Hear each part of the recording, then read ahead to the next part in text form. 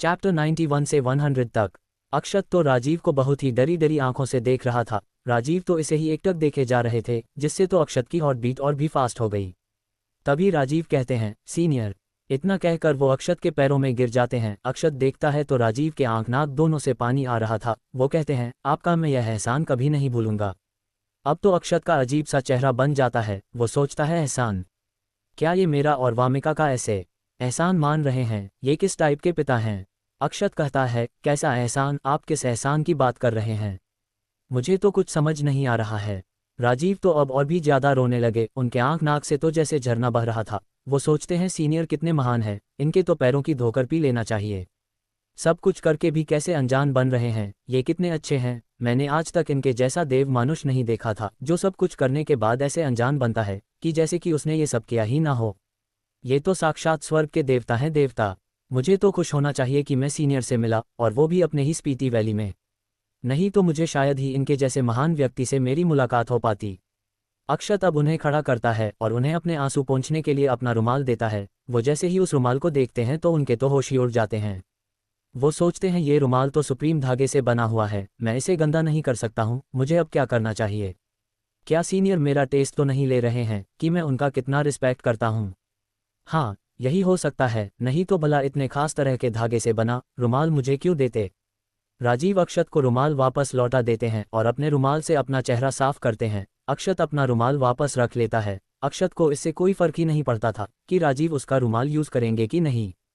राजीव कहते हैं, आपने मेरी बेटी की जान बचाई और उसे होश में लाया, इसके लिए मैं आपका जीवन भर आभारी रहूंगा। अक्षत कहता है, अरे यह आप कैसी बात कर रहे हैं? मैंने तो बस वामिका की मदद एक दोस्त की तरह की है। आपको ऐसे एहसान मानने की कोई ज़रूरत नहीं है। अक्षत सोचता है, हाँ, अब जाकर राहत मिली है कि ये मुझसे गुस्सा नहीं है। मैं तो एक पल के लिए डर ही गया था। राजीव और मुस्कुरा देते हैं। वो सोचते हैं, आप महान हैं सीनियर, आप महान हैं। आपसे मेरा दुख नहीं दिखा गया, इसलिए ही आपने मेहनत करके वामिका को होश में लाया। आप बहुत अच्छे हैं। तभी अक्षत थोड़ा अपनी आंखें झुकाए हुए कहता है, मुझे माफ़ कर दीजिएगा वामिका के। राजीव कहते हैं, अरे आपको ऐसा करने की ज़रूरत नहीं है। उसमें तो गलती मेरी बेटी की थी, बल्कि माफ़ी तो मुझे मांगनी चाहिए कि मेरी बेटी की वजह से आपको शर्मिंदा होना पड़ा। अक्षत कहता है, अच्छा ठीक है, मैं थोड़ा बाहर से होकर आता हूँ। इतना कहकर वो वहाँ से चला गया। जब वो अपने घर से थोड़ा दूरी पर आया तो एक राहत की सांस लेता है और बड़बड़ाता है, अरे यार, कितना अजीब माहौल बन गया था। मेरा तो वहाँ बिल्कुल भी खड़े रहने का भी मन नहीं कर रहा था। लेकिन कुछ भी हो, कल रात बहुत सुकून की नींद आई। किसी लड़की को कडल करके सोने में ऐसा मजा आता है, ऐसी सुकून की नींद आती है, मुझे पता नहीं था। इन दिनों मेरी तो किस्मत ही खुल गई है। चारों ओर से कुछ न कुछ मिल ही रहा है। कोई मुझे किस दे रहा है, कोई दर्शन, तो कोई मुझे कडल करके सो रहा है। हे भगवान, बस ऐसी की कृपा बनाए रखना। तुम्हारा इन सब के लिए बहुत बहुत धन्यवाद। सच में तुम बहुत अच्छे हो। तभी अक्षत को ईशानी का याद आता है। कल उसने उसे देखा था, वो भी अलग ही रूप में। ये सब याद आते ही उसका डोपामिन लेवल हाई हो जाता है और थरक के कारण उसके नाक से ब्लड आने लगती है। वो बड़बड़ाता है, वाह, मैंने कल क्या देख लिया था। ऐसा कुछ देखने का तो मैंने कभी सोचा ही नहीं था।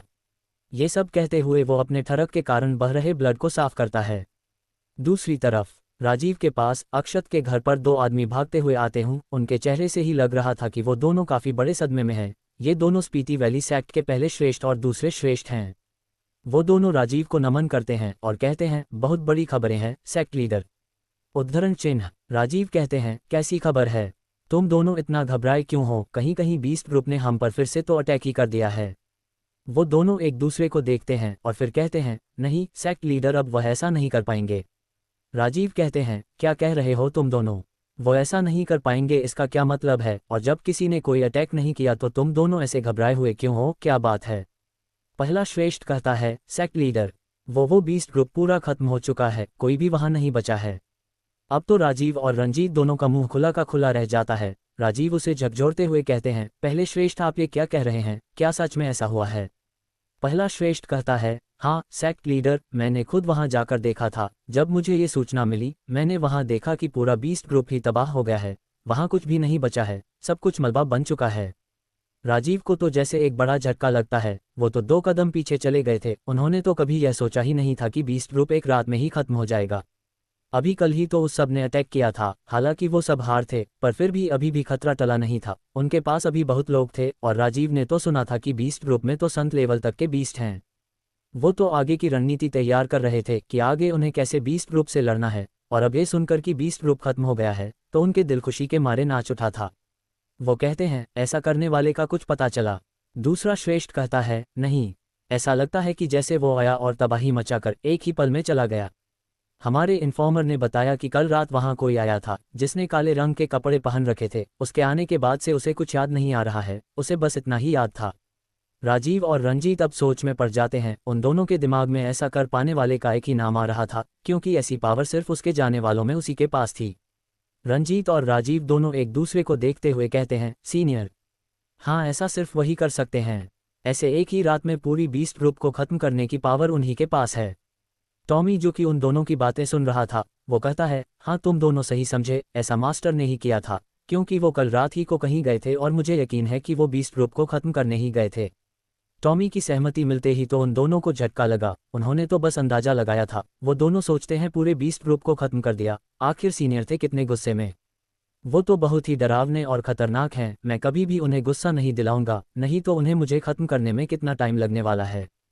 प्रिंसिपल रंजीत के दिमाग में चल रहा था, हे देवता, क्या मैंने सीनियर को अपने एकेडमी में एडमिशन देकर गलती तो नहीं कर दी? कहीं वो गुस्सा हो गए तो मेरी एकेडमी को ही न तबाह कर दें। वो दोनों श्रेष्ठ जो अभी अभी यह रिपोर्ट लेकर आए थे, वो तो टॉमी को आंखें फाड़ फाड़ कर देख रहे थे कि यह डॉगी भी बोलता है, जबकि उसका लेवल का तो पता ही नहीं चल रहा है। क्या ये किसी पुराने ब्लड लाइन का है? पर डॉगी तो पुराने ब्लड लाइन के बीस्ट नहीं है। कहीं ये किसी दो जाति के बीस्ट का मिक्स तो नहीं है, जिसमें से शायद इसके माता या पिता कोई एक पुरानी ब्लड लाइन का बीस्ट होगा। वो दोनों अब उसे डांटने ही वाले थे कि तभी वो कुछ सुनते हैं और देखते हैं, जिससे कि उनके तो होश ही उड़ जाता है। सामने राजीव इस डॉगी के सामने थोड़ा झुक कर कहते हैं, सीनियर टॉमी, क्या आप सच कह रहे हैं? दोनों श्रेष्ठ तो अब राजीव और टॉमी को ही शौक होकर देख रहे थे। वो तो जैसे शौक के कारण गिर ही पड़े थे।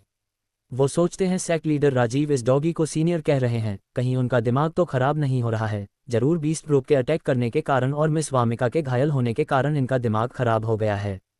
अरे ये डॉगी इंसानी भाषा बोलता है, तो इसका मतलब क्या है? इसे सीनियर थोड़ी बोलेंगे है, ये है तो एक बीस्ट ही ना। ऐसा दोनों के दिमाग में चल रहा था। दूसरे श्रेष्ठ कहता है, सेक्ट लीडर आप इस डॉगी को सीनियर क्यों कह रहे हैं? ये तो बस एक मामूली सा डॉगी ही तो है। चल हट, दूर हट। उसने टॉमी को ऐसे भगाने की कोशिश की। टॉमी उन दोनों को देखता है और अपनी आंखें सिकोड़ लेता है। वो सोचता है, क्या ये मेरी सुबह सुबह इंसल्ट कर रहा है? रुक, तेरा तो गेम बजाना पड़ेगा। टॉमी उन दोनों के ऊपर बस अपनी एनर्जी का हल्का सा प्रेशर डालता है। वैसे भी दोनों अभी मार्शल लेवल 4 पर थे, ज़्यादा प्रेशर लगाया तो मारे जाते। उसके प्रेशर डालते ही उन दोनों की तो हालात ही पतली हो जाती है। उनकी आंखों में डर छा जाता है। उन्हें तो अब सामने साक्षात शैतान खड़ा नजर आ रहा था। सेक्ट लीडर राजीव तुरंत ही टॉमी से कहते हैं, सीनियर टॉमी, इन दोनों को माफ कर दीजिए, इन दोनों को आपके बारे में नहीं पता था। टॉमी अपना एनर्जी प्रेशर हटा देता है और कहता है, इन दोनों को मेरे बारे में बताओ। उन दोनों की तो अब फट गई थी। वो तो डर से कांप रहे थे। एक तो उनकी पहले से ही काफ़ी उम्र हो चुकी थी। उन्हें तो समझ नहीं आ रहा था कि अभी अभी तो यह नॉर्मल सा डॉगी था, तो इसके पास इतना पावर कहाँ से आए। अब उन दोनों के दिमाग से वो पट्टी हट गई थी। उन्हें समझ आ गया था कि आखिर उनके सेक्ट लीडर इसको सीनियर क्यों कह रहे थे। सेक्ट लीडर पागल नहीं थे, पागल तो वे दोनों थे। तभी तो फालतू बोल गए। वो तो सेक्ट लीडर राजीव ने उन्हें बचा लिया, नहीं तो वे दोनों अब तक तो उस पावरफुल एनर्जी प्रेशर में ही कुचले जाते। राजीव उन दोनों को टॉमी के बारे में बताते हुए कहते हैं, अरे तुम दोनों इनका ये रुआब नहीं देख पा रहे हो? देखो इनके चेहरे पर कैसा रुआब है। टॉमी तो अपना चेहरा थोड़ा ऊपर कर लेता है। अब तो उन दोनों को भी टॉमी के चेहरे पर एक अलग ही रुआब नजर आ रही थी। राजीव आगे कहते हैं, ये सबसे महान बीस्ट हैं, तुम दोनों उनकी इंसल्ट करने के बारे में ऐसे कैसे सोच सकते हो? तुम दोनों को तो इनसे माफ़ी मांगनी चाहिए। दोनों श्रेष्ठ अब टॉमी से माफ़ी मांगने लगते हैं। टॉमी अपना हाथ हिलाते हुए कहता है, अरे चलो, मैंने तुम दोनों को माफ़ किया। राजीव आगे कहते हैं, तुम दोनों इनके बारे में क्या ही जानते हो? इनकी पावर तो इतनी है कि ये हमारे जैसे सेक्ट को चुटकियों में ख़त्म कर सकते हैं। टॉमी तो अपने गुणगान सुनकर डिफरेंट पोज बनाने लगता है, मानो जैसे कि वो फोटोशूट कर रहा हो। टॉमी सोचता है, मेरा और प्रशंसा करो और करो। वाह क्या बात है, तुमने तो मेरे मन को खुश कर दिया। तुम काफ़ी अच्छे लीडर हो। राजीव तो टॉमी की भर भर कर तारीफ किए जा रहे थे। काफ़ी देर प्रशंसा सुनने के बाद टॉमी कहता है, अरे अब रुक भी जाओ। सब आज ही बता दोगे तो कल क्या बताओगे? कुछ कल के लिए भी बचा लो। राजीव अब चुप पड़ जाते हैं। वो तो फ्लो में बह ही गए थे। वो कहते हैं, अगर मैंने कुछ गलत कह दिया हो तो मुझे माफ़ कीजिएगा। टॉमी तो अपने घमंड के शिखर पर था। वो कहता है, नहीं, तुमने कुछ गलत नहीं कहा, सब बिल्कुल सही था। मैं एक महान बीस्ट ही हूँ। मेरी पावर और समझदारी से तो अच्छे अच्छे की पतलून गीली हो जाती है। और देख ही सकते हो कि मैं कितना हैंडसम हूँ। मेरे ऊपर तो कई फीमेल फिदा हो जाती हैं, पर मैं सिग्मा मेल हूँ। सभी अब टॉमी को अजीब सी नज़रों से देखने लगते हैं। राजीव कहते हैं, सीनियर ये सिग्मा मेल क्या है? टॉमी का तो चेहरा अजीब बन जाता है। वो सोचता है, अरे सिग्मा मेल का तो मुझे भी नहीं पता, वो तो मैंने मास्टर के मुंह से सुना था, तो ऐसे ही बोल दिया। अब मैं इन सबको क्या ही बताऊं। टॉमी कहता है, सिग्मा मेल तुम सबको नहीं समझ आएगा, ये एक सबसे अलग दुनिया की बात है। हाँ तो मैं कहाँ था, हाँ याद आया, मैं बहुत ही हैंडसम हूँ। सभी सोच रहे थे क्या ये हैंडसम है, पर ये पता कैसे चलेगा। दिख तो बाकी के डॉगी के जैसा ही रहा है। टॉमी अपने सिर पर हाथ फेरता है मानो उस सिर पर बाल हों। वो कहता है, मैं बिल्कुल किसी फिल्म के नायक की तरह हूँ। ये सुनकर सबका चेहरा फिर से कंफ्यूजन वाला बन जाता है। टॉमी सबका चेहरा देख समझ जाता है। वो सोचता है, अरे मैंने फिर से क्या बोल दिया, जिसके बारे में मुझे भी नहीं पता कि फिल्म क्या चीज़ है। टॉमी कहता है, छोड़ो तुम सबको कुछ नहीं पता। वो दोनों श्रेष्ठ के आंखों में टॉमी के लिए रिस्पेक्ट थी। उन्होंने ऐसे दूसरी दुनिया के बारे में और पावरफुल डॉगी को नहीं देखा था। इधर अक्षत बाहर से आ रहा था तो रास्ते में ही ईशानी खड़ी थी, जो उसे अभी भी गुस्से से घूर रही थी। अक्षत तो उसे ऐसे रास्ते में खड़ा देख अचानक से डर जाता है। वो कहता है, अरे यार, तुमने तो मुझे डरा ही दिया था, ऐसे रास्ते में भूतनी की तरह कौन खड़ा रहता है। ईशानी कहती है, हाँ हाँ मैं तो भूतनी हूँ, और वो तो स्वर्ग की देवी है, उसके आगे तो नेचर की देवी भी नहीं टिकती हैं। अक्षत अजीब सा चेहरा बना लेता है। उसे तो कुछ भी समझ नहीं आ रहा था कि आखिर ईशानी कहना क्या चाहती है। वो कहता है, तुम ये क्या कह रही हो? कौन स्वर्ग की देवी, और तुम गुस्से में क्यों हो? ईशानी कहती है, हाँ हाँ अब तो तुम अनजान बनने का नाटक तो करोगे ही, उसके साथ तो बड़े मजे से सो रहे थे। अक्षत समझ गया। वो कहता है, अब यहाँ वामिका कहाँ से आ गई? और उसमें तो खुद बताया था कि वो रात में मेरे पास गलती से आ गई थी, मैंने उसे थोड़ी बुलाया था। ईशानी गुस्से से अपनी मुट्ठी कस लेती है और कहती है, मैं तुम दोनों का सब जानती हूँ। अक्षत अजीब सा फेस बनाते हुए कहता है, तुम हमारे बारे में क्या जानती हो? ईशानी कहती है, वो गलती से तुम्हारे पास आ गई थी, तो तुमने उसे ऐसे कडल करके क्यों रखा था? तुम सबको बेवकूफ़ बना सकते हो, मुझे नहीं। अक्षत कहता है, अरे वो तो नींद में कोई भी होता तो ऐसे कडल कर लेता है, उसमें कौन सी बड़ी बात हो गई। अरे रात में ठंड लगती है, मैं तो तुम्हें भी ऐसे कडल करके सो सकता हूँ। ये सुनते ही ईशानी का चेहरा शर्म से लाल हो जाता है। वो तुरंत ही अक्षत के मुंह पर एक पंच रख देती है और अपने शर्म से लाल बड़े चेहरे के साथ चिल्लाते हुए कहती है, मुझे पता था कि तुम मेरे साथ भी सोना चाहते हो, तुम थर की ही हो, बेशर्म हो। इतना कहते हुए ईशानी वहां से जाने लगती है। अक्षत कहता है, अरे यार ये मुझे फिर से थरकी बनाकर चली गई, जबकि मैं कितना सीधा साधा लड़का हूँ, और मैंने ऐसा क्या कह दिया कि ये मुझे पंच मारकर चली गई। अक्षत के नाक से खून बह रहा था। तभी उसको समझ आता है कि उसने ईशानी से क्या बोल दिया था। वो बड़बड़ाता है, क्या मैंने उसे अपने साथ सोने को बोल दिया? धत तेरी की, ये तो गलती से जबान फिसल गई। अक्षत ईशानी के पीछे जाने लगता है। वो कहता है, ईशानी मेरी बात सुनो, मेरा वो कहने का मतलब नहीं था। ईशानी जो बड़बड़ाते जा रही थी, इसकी सोच बहुत गंदी है, जरूर ये मुझे इसलिए ही यहाँ रहने को कह रहा था। ईशानी को अब अक्षत की आवाज़ सुनाई देती है। वो कहती है, अब क्या सफाई देने की कोशिश कर रहा है, सब जानती हूँ मैं। वो और भी तेजी से आगे जाने लगती है। तभी अक्षत तो उसके पास तेजी से आने लगता है। वो इसके पास पहुंच ही गया था कि तभी उसका पैर एक पत्थर से टकरा जाता है। वो अब आगे की तरफ गिरने लगता है, और इसी समय ईशानी रुककर उसकी बात सुनने के लिए पीछे मुड़ती है। वो देखती है कि अक्षत बस गिर ही रहा था। वो और कुछ समझ पाए कि अक्षत उसे लेकर गिर पड़ता है। ईशानी नीचे, अक्षत ऊपर। अक्षत का चेहरा ईशानी के सीने में था। ईशानी को पहले तो अपनी कमर में दर्द हुआ, उसे चोट जो लग गई थी, लेकिन जैसे ही उसे अपने ऊपर अक्षत का ध्यान आया, वो उसे देखने लगती है, जो उसके सीने से अपना चेहरा निकालता है और उसे देख अपनी दांत दिखाने लगता है, लेकिन उसकी थरक उसके नाक से ब्लड के रूप में आने लगती है। ईशानी का तो पूरा चेहरा शर्म से लाल हो गया था। वो चिल्लाते हुए उसको एक जोर का थप्पड़ मारती है। अक्षत उसका थप्पड़ खाकर गोल गोल घूमते हुए बगल में चला जाता है। ईशानी तुरंत अपने आप को देखते हुए कहती है, तुम एक नंबर के बेशर्म हो, बहुत बड़े बेशर्म हो। अक्षत तो जमीन पर ही पड़ा आसमान को देख रहा था। उसके नाक से अब भी ब्लड आ रही थी। ईशानी तुरंत ही वहां से उठकर चली जाती है। अक्षत बड़बड़ाता है, हे भगवान, ये सब मेरे साथ क्या हो रहा है? मैंने थोड़ी सी दया करने को कहा था, इतना नहीं, ये तो तुम कुछ ज्यादा ही दया कर रहे हो। अब तो ईशानी मेरे बातों पर कभी यकीन नहीं करेगी और मुझे ठरकी ही समझेगी। खैर अब तो मुझे भी लगने लगा है कि मैं ठरकी ही हूँ। जैसे जैसे मेरे साथ सब कुछ हो रहा है, मुझे ऐसा ही लग रहा है। वैसे मैं तो बहुत सॉफ्ट जगह पर था। ये सोचते ही उसका डोपामिन लेवल हाई हो जाता है। पर ईशानी को जरूर चोट लगी होगी और उसे दर्द भी हो रहा होगा। तभी उसको आसमान में 3 सिर दिखाई देने लगते हैं। वो बड़बड़ाता है, अरे ये तीनों ऊपर क्या कर रहे हैं? तभी उसे याद आता है कि ये तीनों ऊपर नहीं है, वही नीचे लेटा हुआ है, ये तो बस उसे खड़े होकर देख रहे हैं। ये तीनों राजीव, रंजीत और टॉमी थे। वो अब उठकर बैठ जाता है। टॉमी तो उसे अपना सिर इधर उधर करके देख रहा था, मानो वो ये पूछने की कोशिश कर रहा था कि आखिर यहाँ हुआ क्या। अक्षत कहता है, अरे आप दोनों यहाँ कैसे? राजीव कहते हैं, वो हमने मिस ईशानी के चिल्लाने की आवाज़ सुनी तो देखने चले आए कि क्या हुआ, और हमने देखा कि तो वो अंदर जा रही थी और आप यहाँ लेटे हुए थे। अक्षत कहता है, अरे कुछ खास नहीं। पर तीनों अक्षत के गाल पर बना हाथ का निशान साफ साफ देख पा रहे थे। टॉमी सोचता है, अरे हाँ, मास्टर को तो उस लड़की के हाथों मार खाने में बहुत मजा आता है, पहले भी वो उसका मार खाकर मजा ले रहे थे। राजीव कहते हैं, सीनियर, यह आपके गाल पर कैसा निशान है? अक्षत अपने गाल पर हाथ रख देता है और ईशानी के थप्पड़ को याद करता है तो उसके चेहरे पर स्माइल आ जाती है। वो कहता है, ये तो मैं अभी गिर गया था तो उसी का निशान है।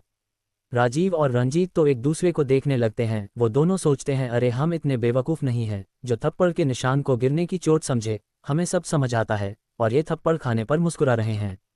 भला थप्पड़ खाने पर कौन मुस्कुराता है? क्या इन्हें थप्पड़ खाना अच्छा लगता है? छोड़ो, भी हम सीनियर को नहीं समझ सकते हैं। अक्षत अब उठकर घर पर आ जाता है। अंदर वामिका कीर्ति के सामने बैठी हुई थी। कीर्ति वामिका का हाथ पकड़ कहती है, तुम सच सच बताना, कहीं तुम उस लड़के को पसंद तो नहीं करने लगी हो?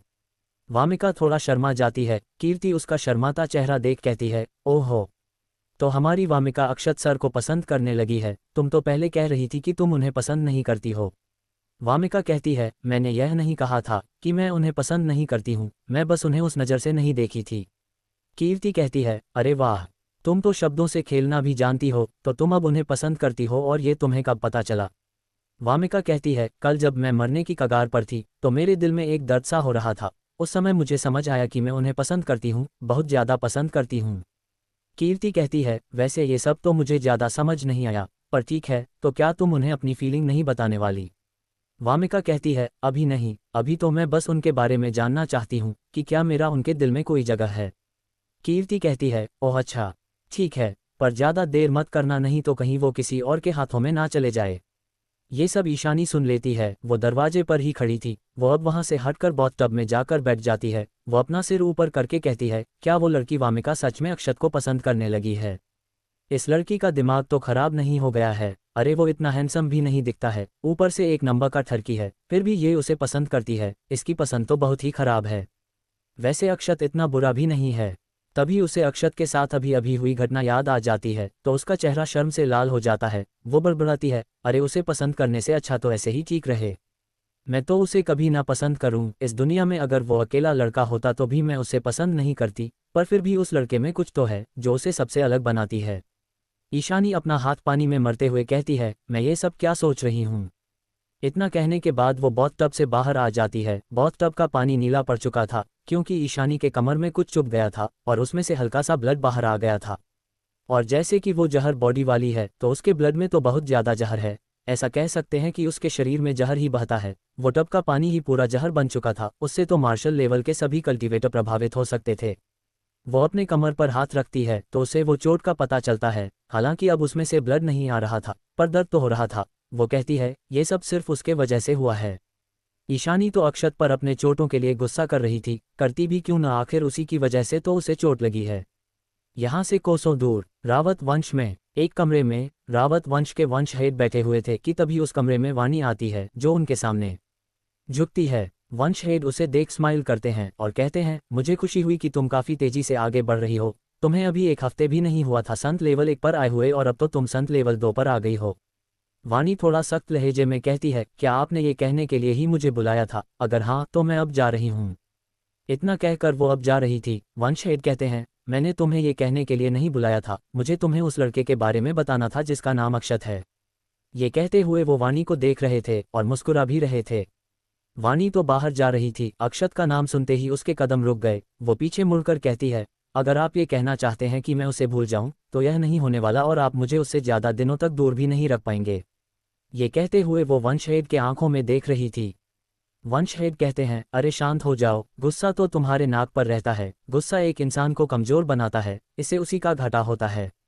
मैं ऐसा कुछ नहीं करने वाला। मुझे तुम्हें कुछ और बहुत सी चीज़ बतानी है। मैंने उसके पीछे किसी को लगा रखा है।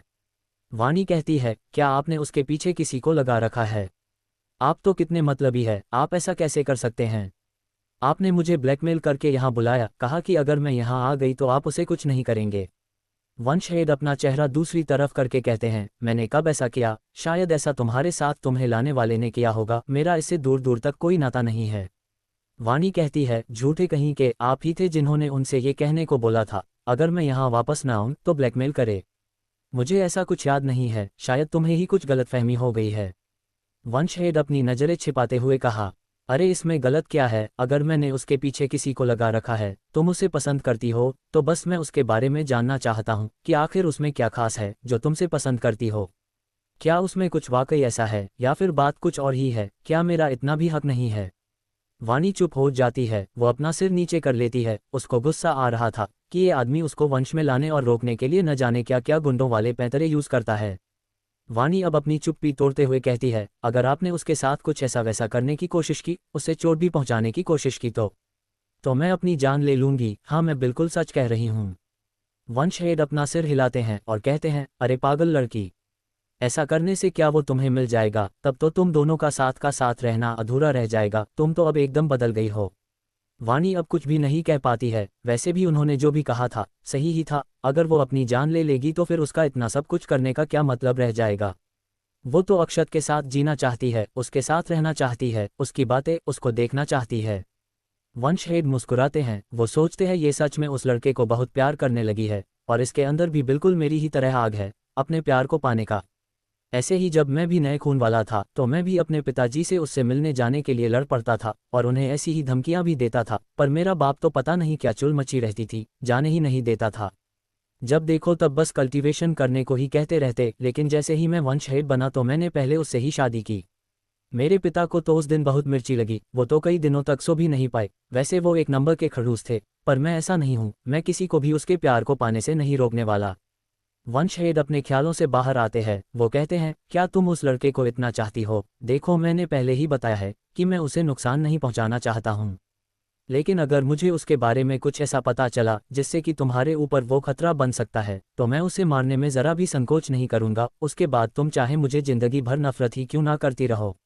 वाणी अब चुप पड़ गई थी। वंशहेड कहते हैं, ये छोड़ो, मुझे ये पता चला है कि आजकल वो किसी और लड़की के साथ है। ये सुनकर वाणी वंशहेड को घूरने लगती है। वो कहती है, क्या आप मेरे अंदर शक की बीज बोना चाहते हैं? वंशहेड कहते हैं, नहीं, मैं ऐसा नहीं करना चाहता, मैं बस तुम्हें सच्चाई बता रहा हूँ। इसके बाद जो हो वो तुम देखो। और उस लड़की का नाम वामिका शर्मा है, जो स्पीति वैली सेक्ट की सेक्ट लीडर की बेटी है। उस लड़के को मेरे आदमी ने खुद अपनी आंखों से वामिका को किस करता देखा है, और भी वो कुछ कर रहा था। ये सुनकर वाणी का चेहरा लाल हो जाता है। वो कहती है, मैं चलती हूँ। इतना कहकर वो वहां से चली जाती है। वंशहेड मुस्कुराते हैं। वो कहते हैं, उस लड़के को पाने की चाहत तुम्हें और आगे बढ़ने के लिए मजबूर करेगी, और तुम पावरफुल बनती जाओगी। मुझे तो यही चाहिए बस, क्योंकि अगला वंशहेड तुम्हें ही बनना है, इस रावत वंश का। वाणी ने जलन के कारण अपनी मुट्ठी कस ली थी। वो कहती है, उनके पहले किसका मेरा हक था? कोई और कैसे ले सकता है? और अक्षत मुझे उन्हें छोड़कर एक हफ्ते भी नहीं हुए आए, वो किसी और लड़की को कैसे किस कर सकते हैं, जबकि अभी तक मुझे उन्होंने किस किया ही नहीं है। उन्हें तो मैं बाद में देखूंगी। पहले तो इस वामिका नाम की चुड़ैल से निपटना होगा। भला उसकी हिम्मत भी कैसे हुई मेरे अक्षत को किस करने की? वो स्पीति वैली सेक्ट की सेक्ट लीडर की बेटी है, तो क्या हुआ? वो कुछ भी कर सकती है। मैं रावत वंश से हूँ। रावत वंश के आगे तो स्पीति वैली सेक्ट कहीं भी नहीं टिकता है। पहले तो उसे सबक सिखाना होगा। गलती मेरी ही है, मैं उन्हें छोड़कर चली आई। वो तो इतने अच्छे हैं कि उन्हें कोई भी लड़की पसंद कर लेगी। आप इतनी अच्छे क्यों हैं? वो ये सब बड़बड़ाते हुए जा ही रही थी कि तभी उसे कोई पीछे से रोक लेता है। वाणी उन्हें देख कहती है, माँ आप। वाणी की माँ कहती है, क्या हुआ, तुम इतना परेशान क्यों हो? तो वो वाणी का चेहरा देखती हैं और कहती है, ओह, तो ये दिल का मामला है। वाणी और भी शर्मा जाती है। वाणी की माँ बिल्कुल वाणी की तरह ही दिखती हैं, नीली आंखें, खूबसूरत चेहरा। दोनों को अगर एक साथ कोई देख ले तो यही समझेगा कि दोनों जुड़वा बहनें हैं। वाणी की माँ उसका हाथ पकड़ उसे अपने कमरे में ले जाती है और उसे सोफे पर बैठा कर कहती है, जब से आई हो बस अपनी कल्टीवेशन लेवल को ही बढ़ाने में लगी हो, अपनी माँ से ढंग से बात भी नहीं की है। अच्छा, अब उस लड़के के बारे में बताओ, वो कैसा दिखता है? क्या वो बहुत पावरफुल है या फिर बहुत ज़्यादा हैंडसम है? वाणी थोड़ा शर्माते हुए कहती है, उनकी पावर का तो मैं भी नहीं अभी तक जान पाई। उन्हें देखने से तो लगता है कि जैसे वो एक मामूली इंसान है, पर उनकी वो डॉक्टर का टैलेंट और केमिस्ट का ज्ञान बहुत ही ज़्यादा है। यहाँ तक कि उनका एक बहुत ही हाई लेवल का बीस्ट भी है। एक नहीं शायद तीन है, क्योंकि मुझे तीन एनर्जी फील हो रही थी जब मैं वहाँ गई थी। और सबसे बड़ी बात वो बहुत अच्छे हैं, उन्होंने ही मेरा इलाज किया उस जीवित जहर से छुटकारा पाने में और मुझे मेरी कल्टीवेशन पावर को रिस्टोर करने में मदद की। वानी की माँ तो हैरान हो जाती है क्योंकि उन्हें पता था कि वो वानी के शरीर में जो जीवित जहर था उसको खत्म करने वाला तो कोई डॉक्टर ही मिला ही नहीं था, जबकि उस लड़के ने उनको खत्म करने के साथ उसके लेवल को रिस्टोर कर देना, ये तो सच में अविश्वसनीय है। वो हैरानी भरी नज़रों से कहती है, क्या सच में? वानी कहती है, हाँ माँ, उन्होंने ये सब करने के बाद भी मुझसे कोई डिमांड नहीं की, वो तो बस कुछ सोने के सिक्के लेकर जा रहे थे, मैंने उन्हें ज़बरदस्ती 10 लो ग्रेड के स्पिरिट स्टोन दिए थे, मैं तो उन्हें और भी बहुत कुछ देना चाहती थी, पर वो बस इतना ही लेकर चले गए। वानी की माँ सोचने लगती है, सच में वो लड़का कितना अच्छा है, तभी तो मेरी बेटी उसको अपना दिल दे चुकी है, नहीं तो मैं जानती हूँ कि इसका दिल कितना कठोर है। वैसे उस लड़के ऐसा करने का क्या इरादा था वो तो मुझे नहीं पता, पर उसने जो भी किया उसके लिए मैं उसका हमेशा एहसानमंद रहूंगी, अगर उसने ऐसा नहीं किया होता तो मेरी बेटी शायद। वो तुरंत ही ये सोचते ही वानी को अपने गले से लगा लेती हैं। इधर अक्षत बैठा था, वो कुछ सोच ही रहा था कि आंशु, आंशु, अरे यार कौन मुझे याद कर रहा है, काश मुझे कोई लड़की याद कर रही हो।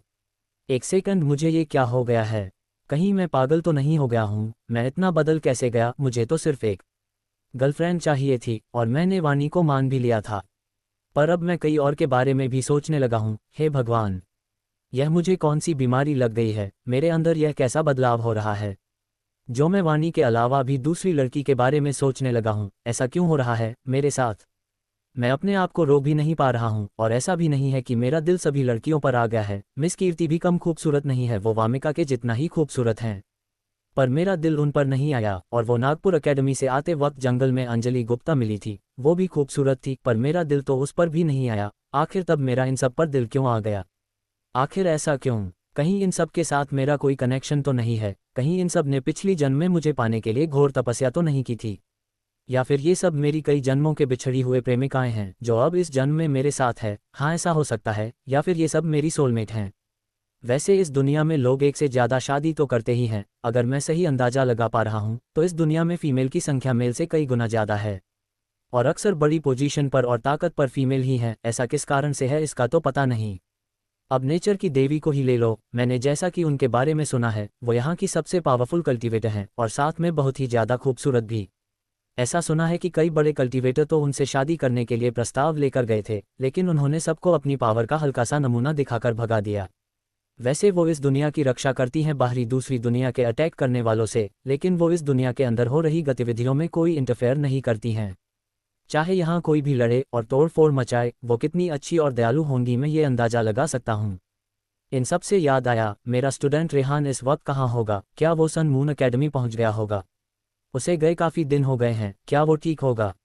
अक्षत को रेहान की याद आ रही थी कि वो कैसा होगा और कहाँ होगा। आखिर वो उसका स्टूडेंट है, भले ही वो ज़्यादा देर तक उसके साथ न रहा हो, पर उसका लगाव रेहान के साथ जरूर था। और यही हाल रेहान का था। रेहान तो अक्षत को अपना पूर्ण रूप से टीचर मान चुका था, उसका रिस्पेक्ट अक्षत पर इतना था कि वो उसके लिए अपनी जान तक दे सकता था। उसका विश्वास अक्षत पर इतना था कि अगर अक्षत सेब को आम कहेगा तो रेहान भी उस सेब को आम ही कहेगा, चाहे पूरी दुनिया ही इसे पागल क्यों न समझे। वैसे भी उसे दुनिया वालों से कोई खास मतलब भी नहीं था, क्योंकि ये सब तो उसका हमेशा से ही मजाक उड़ाते आए हैं। पर वहीं अक्षत ने उसकी परेशानी को दूर किया, उसकी मदद की, उसको और पावरफुल बनने की प्रेरणा दी। हालांकि भले ही अक्षत ये सब जानबूझकर नहीं कर रहा था, उससे तो ये सब अनजाने में हो रहा था, पर हो तो अक्षत के हाथों ही रहा था। यहाँ से लाखों किलोमीटर दूर आसमान में एक उड़ने वाले बीस्ट पर काफ़ी लोग बैठे थे और इसी पर था रेहान। वो ध्यान की मुद्रा में बैठकर ध्यान लगा रहा था और अपनी कल्टीवेशन की समझ को बढ़ा रहा था। तभी उस बीस्ट को उड़ाने वाला व्यक्ति कहता है, लो आ गया तुम सबका सन मून अकेडमी। सभी अब देखने लगते हैं। रेहान भी नीचे देखने लगता है। नीचे बड़ी बड़ी बिल्डिंग थी और चारों ओर बहुत ही सुंदर नगर बसा हुआ था, जिसकी सुंदरता और भव्यता देखते ही बन रही थी। इसकी आगे तो 10 नागपुर अकेडमी आ जाए तो वो भी कम पड़ जाए। रेहान तो इसे देखते ही रह गया था, वो तो पलके भी नहीं झपका रहा था। इसका वैभव सौंदर्य ऐसा था ले जैसे कोई स्वर्ग हो। चारों ओर एक हल्की पर साफ एनर्जी बह रही थी। साथ में यहाँ ऐसे पावरफुल लोग से लेकर बीस्ट थे कि जिनको तो देखा क्या सुना तक नहीं था। इस जगह के आगे तो स्पीति वैली एकदम भिखारी नजर आती है। बीस्ट नीचे आता है। इस बीस्ट पर सभी लोग सन मून अकेडमी में एडमिशन लेने के लिए ही आए थे। आज से यहाँ एडमिशन शुरू था। चारों ओर और भी कई बीस्ट आ जा रहे थे और लोग भी सभी उतर जाते हैं। स्पीति वैली से आने वाले फैमिली के लड़कों और लड़कियों में सबसे छोटा रेहान ही था, जो अभी 16 साल का था। पर उसके अंदर वह समझ थी जो शायद इन सभी में ना हो, क्योंकि उसने कई साल तक बाहर कठिनाई और संघर्षों में जिंदगी बताई थी। वो रास्ते भर चुप था और अपने आप को और मजबूत कर रहा था। रेहान के मन में एक आवाज़ आती है, मुझे यहाँ काफ़ी पावरफुल लोगों के होने का महसूस हो रहा है, तो तुम सावधान रहना मास्टर। किसी से फालतू में पंगा मत लेना। खैर अगर ले भी लिया तो कोई बात नहीं है, मैं सब संभाल लूँगा। ये आवाज़ ड्रैगन भाला की थी, जो रेहान से मन ही मन बातें कर सकता था, क्योंकि दोनों का ब्लड कॉन्ट्रैक्ट जो हुआ था। रेहान कहता है, हाँ तुम सही कह रहे हो, मुझे यहाँ संभाल कर रहना होगा। तभी उसके साथ आए बाकी के साथी उसके कंधे पर हाथ रखते हुए कहते हैं, अरे रेहान तुम रास्ते पर चुप थी, हमसे एक बार भी बात नहीं की, क्या तुम ठीक हो?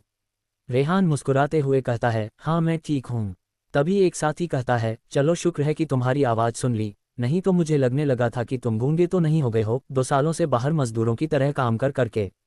रेहान उसकी बात सुनकर बस एक झूठी हंसी हंस देता है। वो सोचता सबके सब मतलबी और घटिया हैं, दूसरों को नीचा दिखाने में ज़रा भी पीछे नहीं हटते हैं।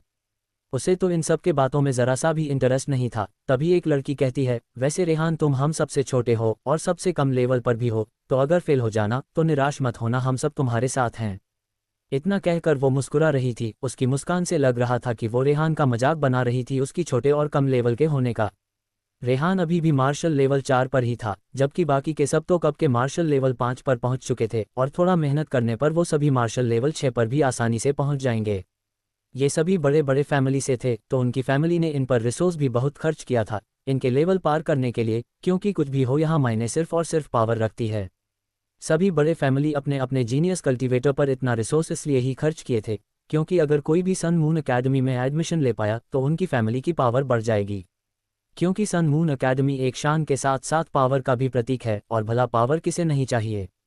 उन सब की बातें सुनकर रेहान कहता है, मेरी इतना चिंता करने के लिए आप सबका धन्यवाद, लेकिन वो सब तो बाद में ही पता चलेगा कि कौन एडमिशन ले पाता है और कौन फेल हो जाता है। ये सुनकर तो वो लड़की अपनी मुट्ठी कस लेती है और मन ही मन कहती है, हाँ हाँ देख लेंगे, पिद्दी से हो और बातें ऊंची ऊंची करते हो, सबसे पहले तो तुम ही फेल होगे। ड्रैगन भाला हंसता है, वो धीरे से बड़बड़ाता है, समझ क्या रखा है इन सब ने मास्टर को, ये मेरे बड़े मास्टर का स्टूडेंट है, तुम सब तो इसके जूते के बराबर भी नहीं हो। इससे तो मेरे सीनियर का टेस्ट भी पास किया है, मैंने इसे अपना मास्टर ऐसे ही थोड़ी ना बना लिया है। ये लड़का जरूर एक दिन उस पोजीशन पर होगा जहां की तुम लोग सपने भी नहीं देखे होंगे। सभी अब गेट के पास पहुंच जाते हैं, तो गेट पर एक लो ग्रेड की स्प्रिट स्टोन देना पड़ रहा था अंदर जाने के लिए। रेहान सोचता है, बाप रे बाप, इतना महंगा, वो भी सिर्फ नगर में घुसने के लिए। अभी तो एकेडमी के अंदर जाने पर पता नहीं कितना खर्च करना पड़ेगा। रेहान को ले देकर सिर्फ 5 ही लो ग्रेड की स्प्रिट स्टोन मिश्रा फैमिली से मिले थे। मिश्रा फैमिली भले ही नामी फैमिली में से एक थी, पर पिछले कुछ दशकों से उनकी पावर स्पीति वैली में घट रही थी, जिसकी वजह से उनकी रिसोर्स भी घट गए थे। खैर ये सभी फैमिली स्पीति वैली सेक्ट के अंदर में ही रहते हैं। रेहान बड़े ही दुखी मन से एक लो ग्रेड की स्पिरिट स्टोन गेट कीपर को दे देता है। उसको अपने लो ग्रेड स्पिरिट स्टोन जाने का बड़ा ही दुख हो रहा था। ये तो वही हाल हो गया था, जैसा टीचर वैसा स्टूडेंट। अक्षत को भी अपने पैसे खर्च करने में बड़ा ही तकलीफ होता है, और रेहान को भी हो रहा था। ड्रैगन भाला कहता है, अरे तुम एक लो ग्रेड के स्पिरिट स्टोन जाने पर इतना दुखी क्यों हो रहे हो? अरे तुम बड़े मास्टर से जितना चाहे उतना स्पिरिट स्टोन ले सकते हो, वह भी अच्छी वाली।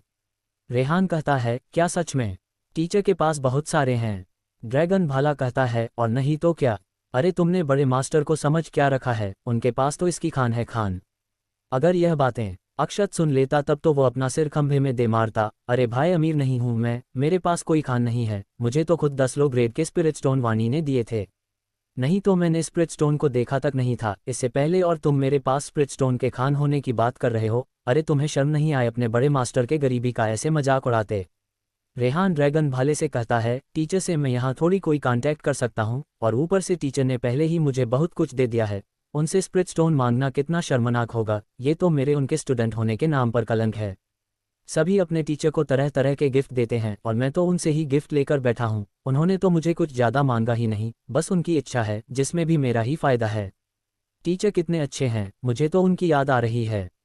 रेहान की आंखें भर आई थी।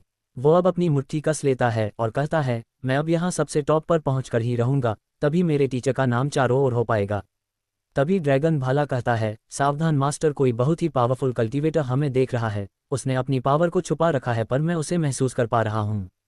रेहान इधर उधर देखने लगता है, तो ड्रैगन भाला कहता है, मास्टर ज़्यादा इधर उधर मत देखिए, नहीं तो उसे पता चल जाएगा वह सामने के ही बिल्डिंग से हमें ऊपर से देख रहा है। रेहान सोचता है, ये कौन लोग हैं जो ऐसा कर रहे हैं, कहीं यह आगे चलकर मुसीबत ना बन जाए। रेहान अब चुपचाप आगे जाने लगता है। सामने की बिल्डिंग में ऊपर से दो लोग नीचे देख रहे थे। दोनों का रुआब ही अलग था, दोनों की आंखों में गहराई थी जो उनके अनुभव को बता रही थी। एक कहता है, मैं कब से देख रहा हूँ सर, आप आज सभी नए एडमिशन में भाग लेने वालों को देख रहे हैं। इतना कहकर वो उन्हें चाय का कप पकड़ा देता है। वो आगे कहता है, आप अपना सारा काम छोड़कर नए आने वालों को ही देखने में लगे हैं। तभी दूसरा व्यक्ति जो शांत था, उसकी शांति और रुआब भी ये बता रही थी कि वो बहुत पावरफुल और हाई पोजीशन पर था। वो चाय की चुस्की लेते हुए कहता है, मुझे यह उम्मीद नहीं थी। वो पहला व्यक्ति कहता है, क्या हुआ सर, चाय अच्छी नहीं बनी है क्या? दूसरा व्यक्ति कहता है, अरे मैं चाय की बात नहीं कर रहा हूँ, इस बार के एडमिशन के लिए आई कल्टीवेटरों में मुझे कोई खास नहीं मिला, सभी कमज़ोर और बिना टैलेंट वाले ही दिख रहे हैं। पहला व्यक्ति उसकी बातों में हाँ में हाँ मिलाते हुए कहता है, हाँ सर आप सही कह रहे हैं, मुझे भी इस बार के कुछ स्टूडेंट को छोड़कर कोई खास नहीं लगा। वो दूसरा व्यक्ति अभी चाय चुस्की ले ही रहे थे कि उन्हें कुछ महसूस हुआ, उनकी आंखें बड़ी हो गई, फिर वो स्माइल कर देते हैं। वो सोचते हैं चलो कोई तो आया जिसका मुझे इंतजार था। उसे मुस्कुराते देख पहला व्यक्ति कहता है, क्या हुआ सर, क्या चाय अच्छी है? वो दूसरा व्यक्ति मुस्कुराता है और कहता है, वैसे तुम ये चाय बहुत अच्छा बना लेते हो, इसमें तो एक अलग ही स्वाद और एहसास है, कहाँ से सीखा है तुमने ये? वो पहला व्यक्ति अपनी प्रशंसा सुन थोड़ा शर्माता है और फिर कहता है, सर आप क्यों मेरी टांग खींच रहे हैं, जबकि जानते हैं कि इसमें मेरा कोई टैलेंट नहीं है, इसमें तो इस मसाले का कमाल है, जिसे मिलाते ही यह मसाला चाय बन जाता है। इतना कहकर वो एक पाउच उनको दिखाता है। वो दूसरा व्यक्ति उस पाउच को बड़ी ही ध्यान से देखता है और कहता है, इसमें तो काफ़ी सारे हर्ब्स और भी कई चीज़ें हैं, वैसे ये तुम्हें मिली कहाँ से? पहले व्यक्ति थोड़ा घमंड से अपना सिर ऊपर करके कहता है, ये चाय मसाला है, ये काफ़ी रेयर और महंगी है, जो यहाँ की मार्केट में तो आती ही नहीं है। ये सुनकर तो वो दूसरा आदमी कहता है, तुम क्या बात कर रहे हो, हमारा सन मून अकेडमी की मार्केट बहुत बड़ी है, यहाँ रेयर से रेयर चीज़ मिल जाती है, तो यह चाय मसाला क्या चीज़ है? वो पहला व्यक्ति कहता है, यही तो बात है इसकी सर, ये रेयर से भी रेयर है, कभी आपने चाय मसाला नाम की चीज़ के बारे में सुना था मेरे बताने से पहले? वो दूसरे व्यक्ति न में सिर हिला देता है, तो इससे तो उस पहले व्यक्ति का सिर और भी घमंड से ऊपर हो जाता है। वो कहता है, ये अभी कुछ समय पहले ही आई है, आपको पता है इस एक पाउच को लेने के लिए मुझे ब्लैक मार्केट जाना पड़ा था, तो वहाँ मुझे 200 लो ग्रेड की स्प्रिटस्टोन से यह 50 ग्राम का पाउच मिला है। ये सुनते ही तो वो दूसरा व्यक्ति जैसे अपनी चेयर से लड़खड़ा ही गया, भला इतनी महंगी चाय मसाला नाम की चीज़ भी होती है? वो दूसरा व्यक्ति तो इस चाय मसाला की कीमत सुनकर जैसे शौक में चला गया था, इतनी महंगी, वो भी सिर्फ एक 50 ग्राम की पाउच, ये क्या है, मजाक नहीं तो और क्या है? वो पहला व्यक्ति कहता है, इस बात में ज़रा भी झूठ नहीं है, ये चाय मसाला पता नहीं कहाँ से आती है और आते ही ख़त्म भी हो जाती है, वो तो बड़े मुश्किल से मुझे एक पाउच मिल गया, मुझे तो अपने कनेक्शन तक का यूज़ करना पड़ा था। इसको लेने के लिए आपने तो इसकी खुशबू और मन को शांत कर देने का पावर तो देख ही लिया होगा। वो दूसरा व्यक्ति जो काफ़ी शांत और पावरफुल लग रहा था, वो तो बेचारा जैसे इस चाय मसाला की इतनी डिमांड और कीमत सुनकर और भी सदमे में जा रहा था। दूसरा व्यक्ति यह चाय पहले व्यक्ति के हाथों से कई दिन से पी रहा था। हाँ, यह मसाला चाय काफ़ी कमाल की है, इसकी पावर तो एनर्जी को बैलेंस कर देती है, साथ ही में मन को शांत, इसे सर्वोत्तम कहा जाए तो ये भी कम ही है। वो कहता है, हाँ तुमने सही कहा, यह है तो बहुत ही अच्छी और अद्भुत, इससे तो मेरा मन काफ़ी शांत हो गया है। वह पहला व्यक्ति कहता है, सच में अगर मुझे इसको बनाने वाला व्यक्ति मिल जाए तो मैं उसके पैर पर जाऊं, आखिर उसने ऐसी नायाब चीज़ बना कैसे ली? वो होगा कितना टैलेंटेड और ज्ञानी जो ऐसा बना पाया। बहुतों ने इसके मटेरियल और तरीके के बारे में ढूंढा पर किसी को नहीं मिला, इसको बनाने वाला जरूर एक अलग ही टाइप का व्यक्ति है। इधर अक्षत को अचानक से लगा कि कोई उसकी तारीफ कर रहा है। वो बड़बड़ाता है, अरे नहीं, कोई भी मेरी तारीफ नहीं कर रहा है, मुझे बस ऐसे ही लग रहा होगा। वैसे मेरा स्टूडेंट रेहान बहुत ही मेहनती है, वो जरूर अपने मेहनत के दम पर ऊंचाइयों को छुएगा। ही, उसके बाद तो मेरी भी इज्जत बढ़ जाएगी, लोग मुझे सम्मान की नज़रों से देखने लगेंगे, आखिर वो है तो मेरा ही स्टूडेंट, कितना सुहाना वह पल होगा, मुझे तो सोच सोच कर ही अपने ऊपर गर्व हो रहा है। खैर, अगर वो ऊंचाइयों पर नहीं पहुंचा तो भी कोई बात नहीं है, मुझे उसके जैसा कोई स्टूडेंट मिल गया वही काफ़ी है। वो अभी इतना कह ही रहा था कि तभी उसके सामने दो लोग अपना सिर झुका कर कहते हैं, सेक्ट लीडर को हमारा नमन। अक्षत उन दोनों को कंफ्यूज होकर देख रहा था, फिर वो आसपास देखता है तो उनके पीछे तो कोई नहीं था, पर उन दोनों लोगों के पीछे जरूर राजीव और रंजीत खड़े थे। वो कहता है, अरे तुम दोनों के सेक्ट लीडर पीछे खड़े हैं, मेरे सामने क्यों ऐसे सिर झुका रहे हो, मैं थोड़ी तुम सबका सेक्ट लीडर हूँ। राजीव अब अक्षत से कहते हैं, सीनियर, आज से स्पीति वैली सेक्ट के सेक्ट लीडर आप हैं। अक्षत तो शौक में चला जाता है, वो अपनी तरफ उंगली करके कहता है, क्या कहा मैं हूँ, मैं स्पीति वैली सेक्ट का सेक्ट लीडर। राजीव कहते हैं, जी सीनियर, हम सभी ने निर्णय लिया है कि अब से आप हमारे स्पीति वैली सेक्ट के कमान संभालेंगे। अक्षत का तो चेहरा ही अजीब सा बन जाता है। वो सोचता है क्या खाक निर्णय लिया है। अरे जिसे सेक्ट लीडर बनाना चाहते हो कम से कम उससे तो पहले पूछ लेते कि क्या वो बनना चाहता है।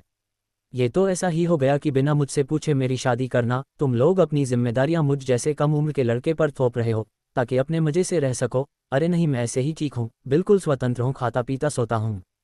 शेर तब तक ही शेर रहता है जब तक वो अकेला रहता है, बिना किसी जिम्मेदारी के। मुझे अपनी जिंदगी में इतना परेशानी और मुसीबत नहीं चाहिए। भाई तुम सब अपना सब कुछ देखो, मेरे ऊपर यह सब मत डालो, मुझे नहीं बनना है कुछ।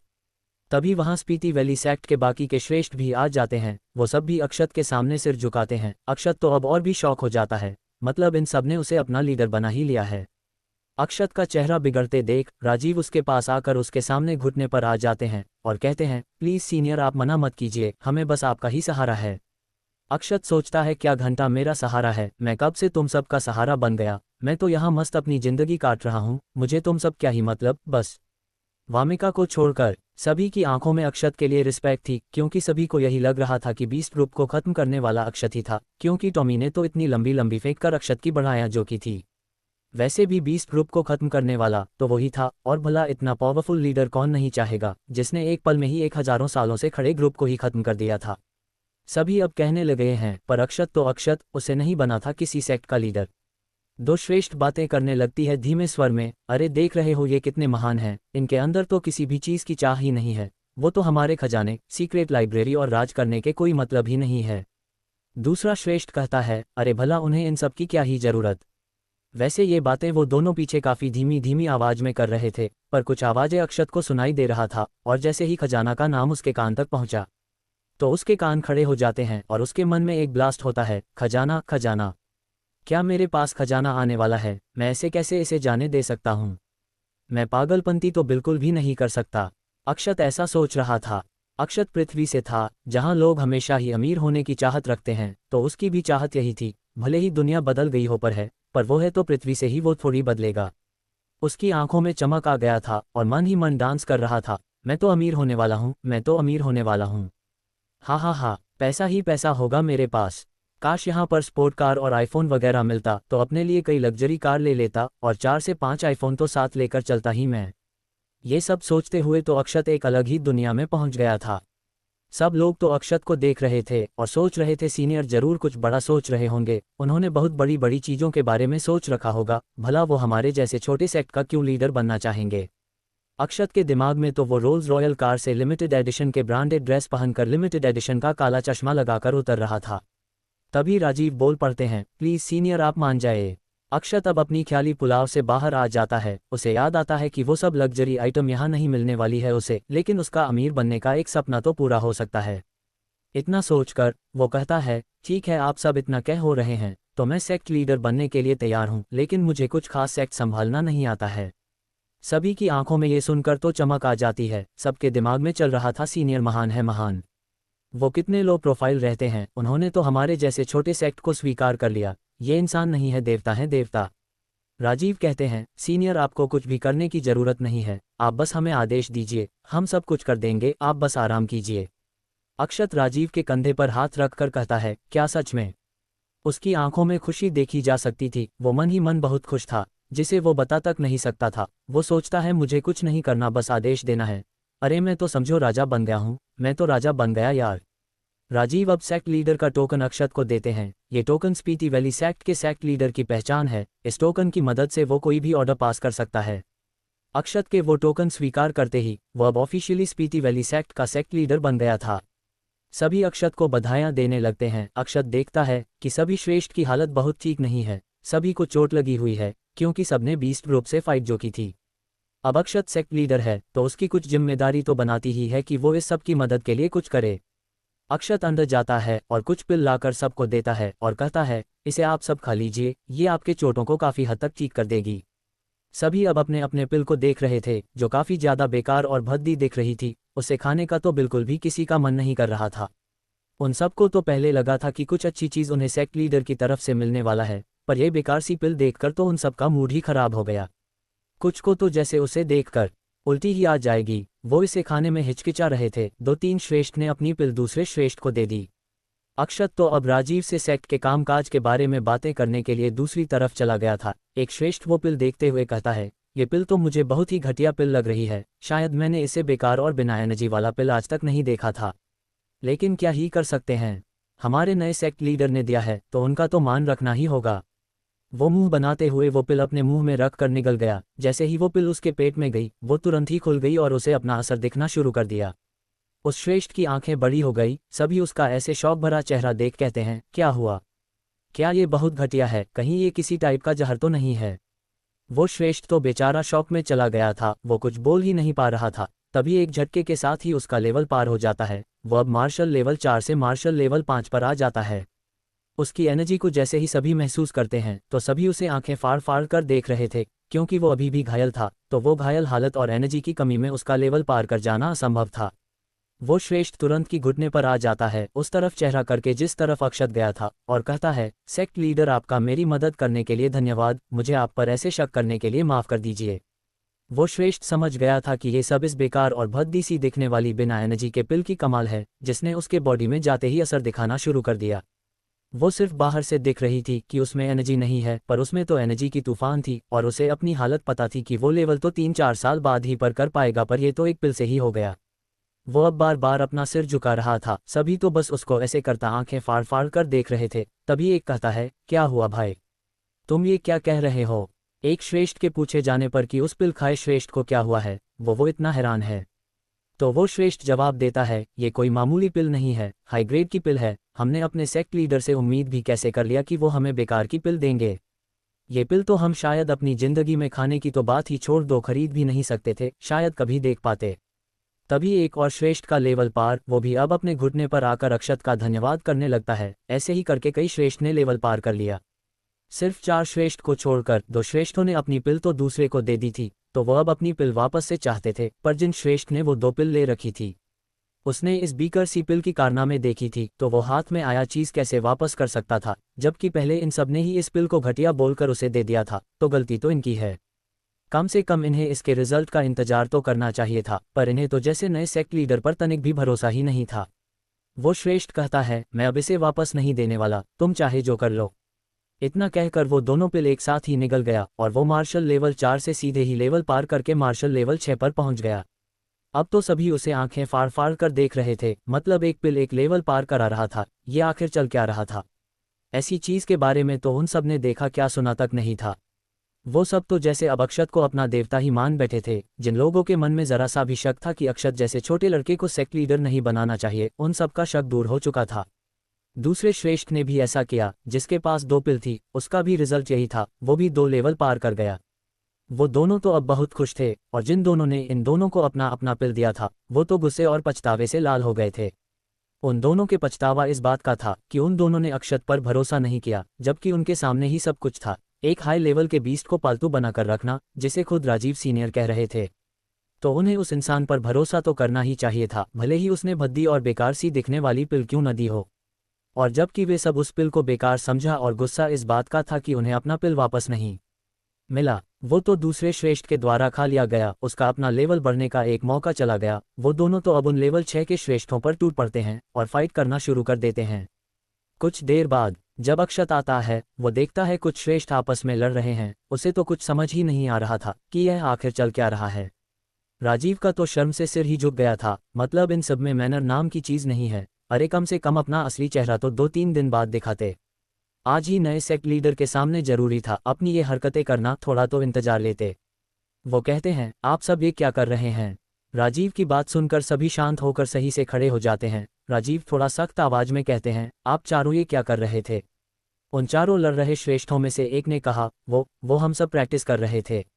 ये सुनकर तो सभी का चेहरा ही अजीब सा बन जाता है, मतलब हम सबको बेवकूफ़ समझ रखा है, जो तुम्हारे गली के गुंडों जैसे फाइट को प्रैक्टिस समझेंगे, और तो और पूरा चेहरा तक बिगाड़ लिया है तुम सब ने।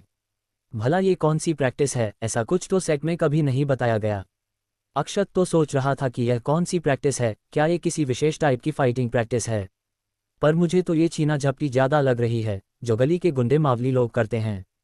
राजीव कहते हैं, 5वें श्रेष्ठ, सच सच बताए आखिर बात क्या है। आप सबके ऐसे तरीके से तो बिल्कुल भी नहीं लग रहा है कि आप सब प्रैक्टिस कर रहे थे। पांचवा श्रेष्ठ राजीव की बात सुनकर घबरा जाता है। वो थोड़ा भावुक होकर कहता है, मेरी वो पिल जो सेक्ट लीडर ने दिया था वो चौथा श्रेष्ठ खा गया। ये बताते हुए पांचवें श्रेष्ठ की आंखों में आंसू आ गए थे। उसको देखकर तो ऐसा लग रहा था कि जैसे कोई नर्सरी का बच्चा दूसरे बच्चे के अपनी टॉफी छीन लेने पर टीचर से शिकायत करता है। राजीव तो अपना सिर पकड़ लेते हैं, मतलब चल क्या रहा है यहाँ पर? क्या ये सब सच में श्रेष्ठ हैं? अरे कम से कम अपनी उम्र का तो लिहाज किया होता। ऐसा कौन छोटे बच्चों की तरह लड़ाई करने लगता है एक पिल के लिए?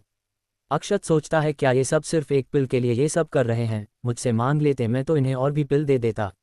अक्षत कहता है, अरे आपको बस पिल ही चाहिए ना, तो आप मुझसे मांग लेते, आपस में लड़ने की क्या जरूरत है? इतना कहकर अक्षत उन दोनों श्रेष्ठ को एक एक पिल दे देता है। जिन दोनों ने अपनी पिल दूसरे को दे दी थी वो दोनों अक्षत को धन्यवाद करते हैं। उन्हें तो भरोसा ही नहीं हो रहा था कि उन्हें ऐसे दोबारा से पिल मिल जाएगी। और अक्षत तो ऐसे पिल दे रहा था जैसे ये तो उसके लिए कुछ मायने ही नहीं रखता है। सभी ये देखकर तो और भी हैरान हो रहे थे। तभी एक और श्रेष्ठ आगे आता है और अक्षत से पिल मांगने लगता है, ये बहाना देकर कि मेरी पिल कहीं गिर गई, जबकि उसने तो अपनी पिल पहले ही खा ली थी। अक्षत उसे भी दे देता है तो बाकी के कहाँ पीछे रहने वाले थे वो सब भी एक साथ कहते हैं, सेक्ट लीडर मेरा भी पिल कहीं खो गया है, सेक्ट लीडर मेरा भी। ऐसे ही सबकी आवाज आने लगती है। अक्षत अब सबको फिर से वो रिकवरी पिल दे रहा था, वो भी दो दो। ये सब देख देख कर तो राजीव का सिर फटा जा रहा था।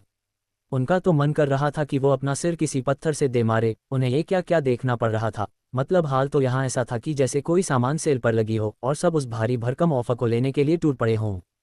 और अक्षत भी रिकवरी पिल ऐसे बांट रहा था कि जैसे कि वो कोई हाई ग्रेड की पिल नहीं बल्कि मिट्टी बांट रहा हो। और हद तो तब हो गई जब प्रिंसिपल रंजीत को भी उन सब श्रेष्ठों के बीच हाथ फैलाकर रिकवरी पिल ले रहे थे।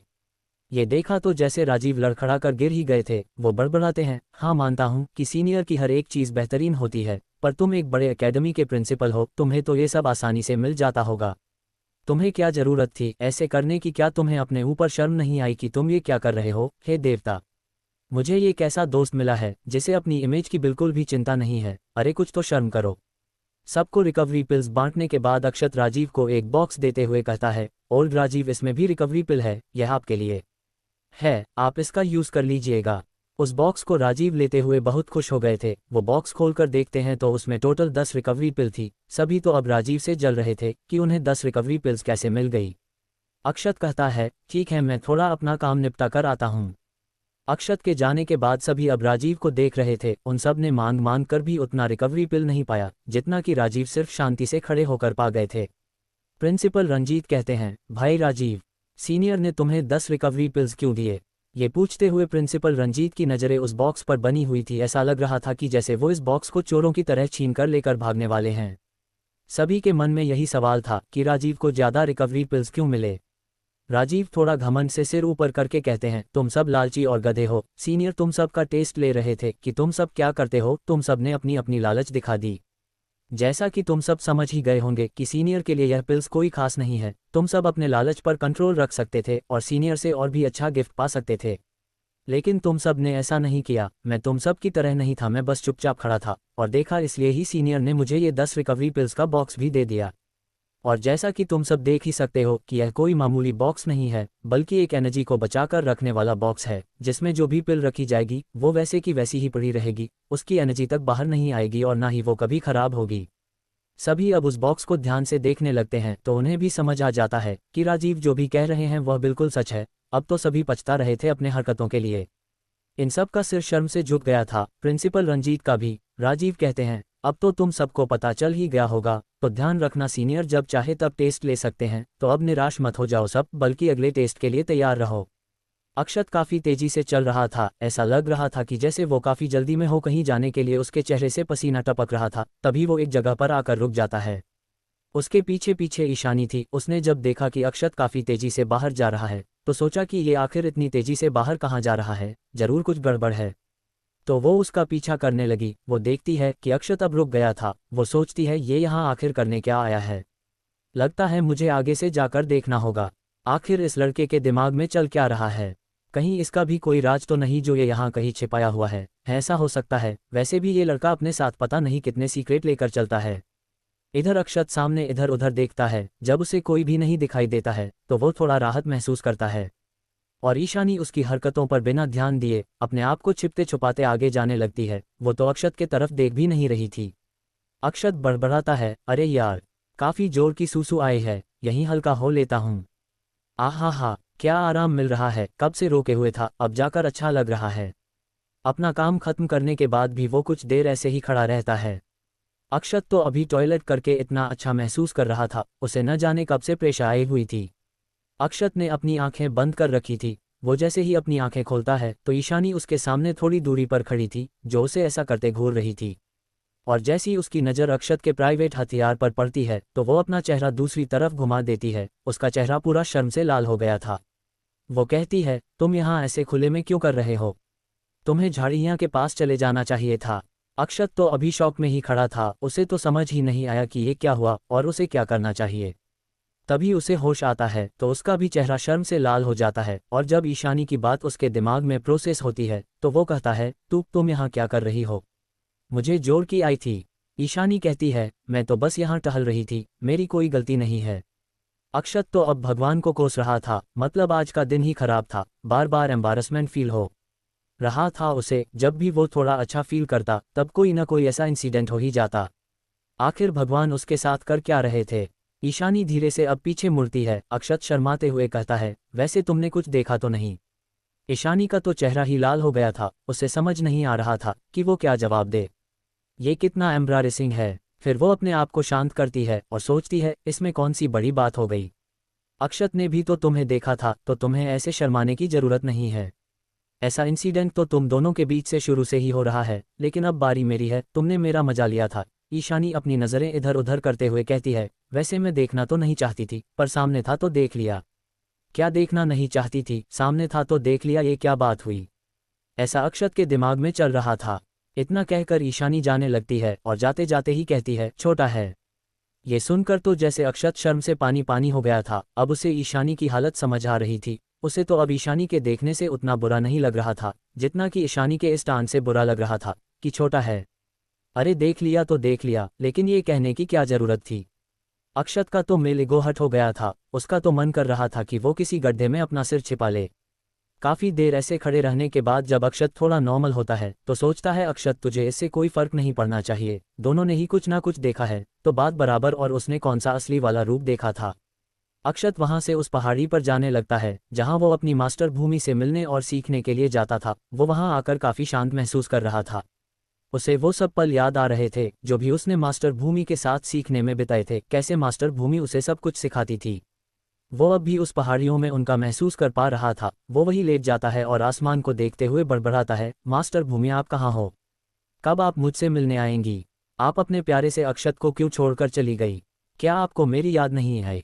शायद अगर मैं पावरफुल बन जाऊं तो वो वापस आ जाएंगी। हाँ, ये हो सकता है वो मेरा टेस्ट ले रही हो। अरे हाँ, मैंने तो ऐसा कभी सोचा ही नहीं था।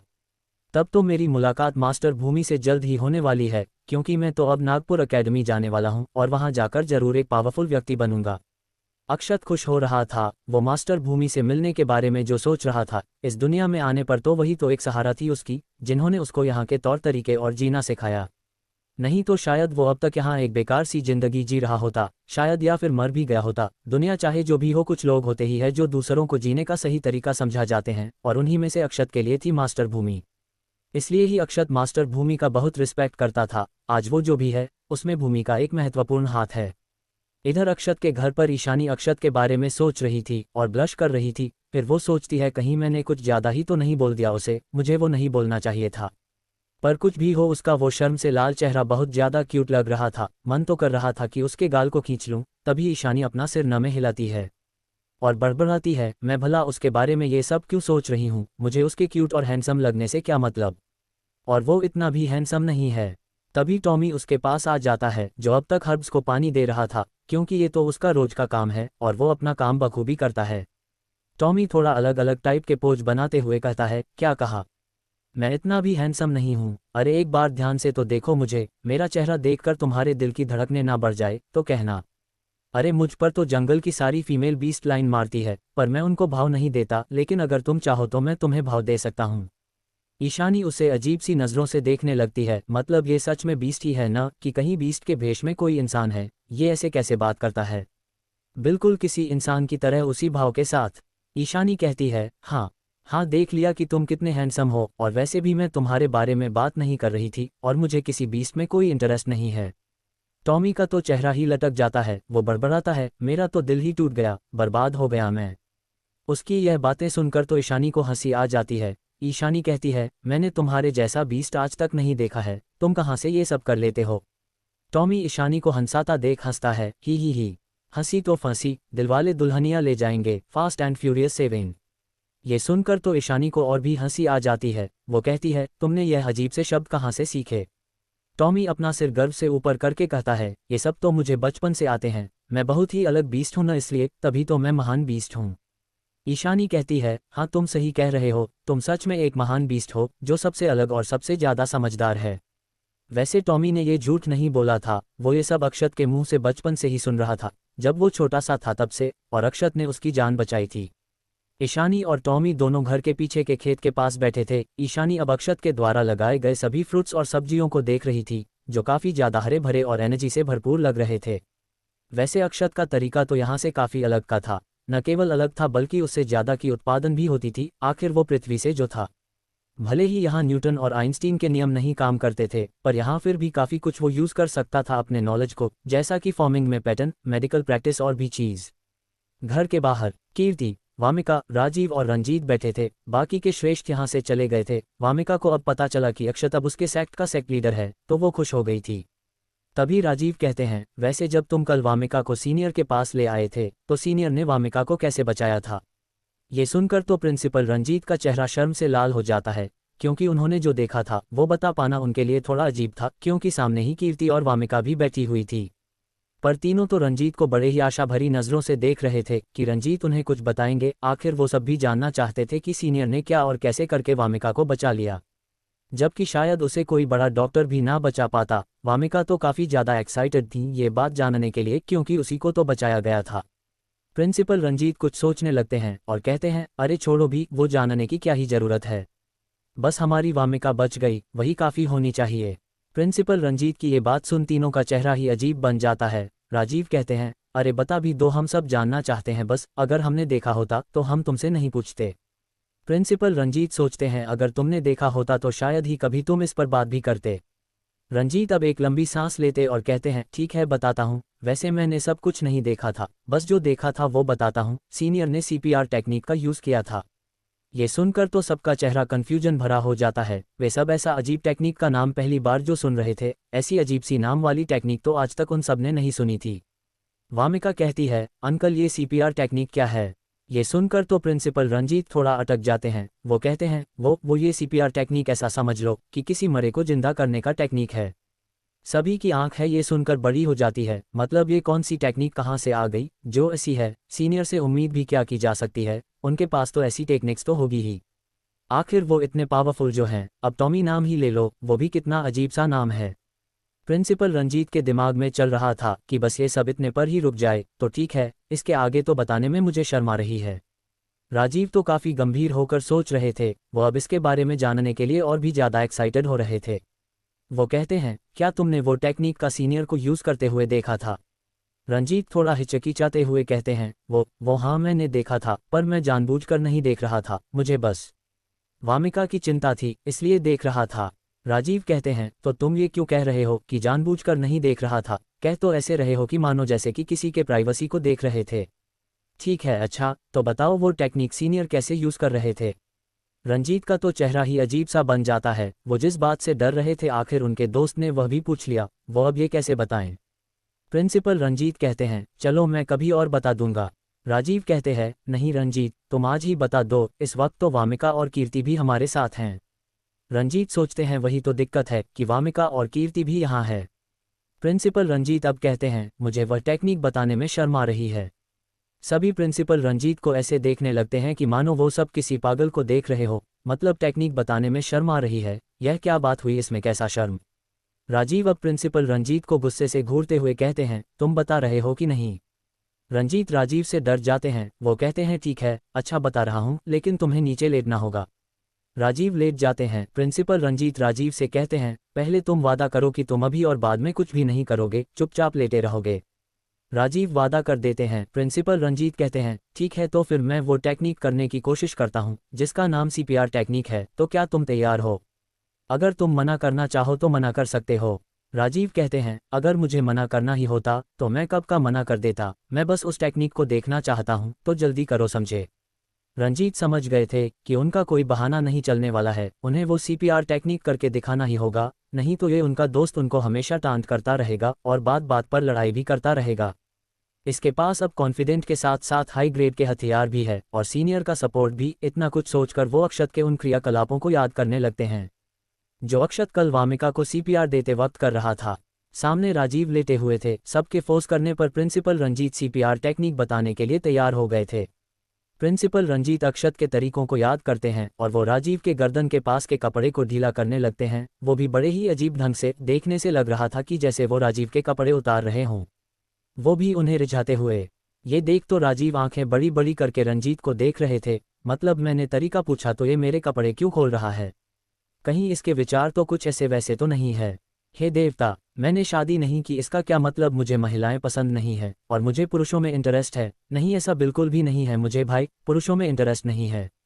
मैं कोई इस टाइप का इंसान नहीं हूँ जो तुम मेरे साथ ये कर रहे हो। कीर्ति और वामिका का तो शर्म से चेहरा ही लाल हो गया था सामने का ये नज़ारा देखकर, खास करके वामिका का, क्योंकि यह सब तो उसी के साथ हुआ था। प्रिंसिपल रंजीत अब राजीव के कपड़े ढीली करके रुक जाते हैं। सभी ये देखकर राहत की सांस लेते हैं कि चलो कुछ ऐसा वैसा नहीं था, बस वो कपड़े ही ढीले कर रहे थे।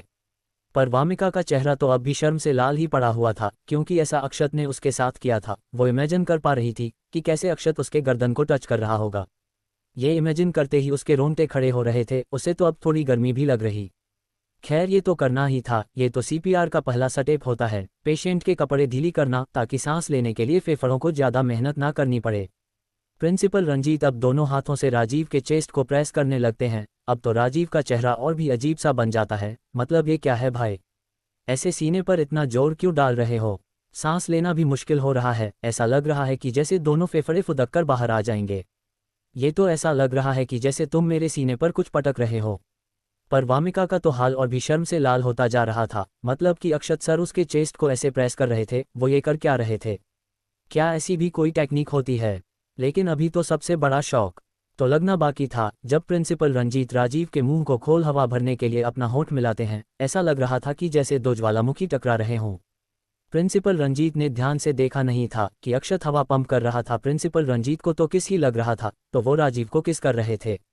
उन्होंने एक बार भी नहीं सोचा कि ऐसा करना राजीव के साथ ठीक भी रहेगा कि नहीं, बस उन्होंने कर दिया जो सामने था। राजीव तो बेचारे सदमे में चले गए, उनके साथ यह क्या हो गया, उनकी तो इज्जत लुट गई। उन्होंने जो कुछ भी इतने सालों से बचा कर रखा था वो सब चली गई, वो भी उनके एक पुरुष मित्र के द्वारा। राजीव के दिमाग में तो चल रहा था, हे देवता, मेरी तो इज्जत ही चली गई, इस थर की रंजीत ने ले ली, मैं तो अब कहीं मुंह दिखाने के लायक भी नहीं रहा। राजीव का तो मन कर रहा था कि वो जाकर अपना मुंह किसी गड्ढे में छुपा ले, मतलब एक इस रंजीत की शादी हो चुकी है लेकिन फिर भी इसके अंदर ऐसी ठरक है, मतलब कम से कम ये तो देख लिया होता कि मैं इसका दोस्त हूँ, इतना तो इज्जत करता मेरी। राजीव तो बेचारे सदमे में ऐसे चले गए थे कि वो अपनी पलके तक नहीं झपका रहे थे। प्रिंसिपल रंजीत कहते हैं, बस ऐसे ही सीनियर ने 10 से 15 बार किया था। प्रिंसिपल रंजीत राजीव का सदमे में गया चेहरा देख सोचते हैं, मैं क्या करूं? तुमने ही तो मुझे फोर्स किया था ये करने को, मेरा कोई भी इरादा नहीं था ऐसा कुछ करने का। मैंने तो इसलिए तुमसे पूछा भी था, जब तुमने ही इतना फोर्स कर दिया था तो मुझे ये सब करना ही पड़ा। कीर्ति ने तो ये देखकर अपने मुंह पर हाथ रख लिया था, मतलब उसके पिताजी यह क्या कर रहे थे? अरे कुछ तो शर्म किया होता, अपनी बेटी के सामने ये सब कर रहे हो, और वो भी नागपुर एकेडमी के प्रिंसिपल होकर। अगर यह किसी को पता चल गया तो क्या इज्जत रह जाएगी नागपुर एकेडमी की? कुछ तो इसके बारे में सोच लिया होता। एक सेकंड, क्या कहा इन्होंने? ऐसा सीनियर कर रहे थे, वो भी 10 से 15 बार।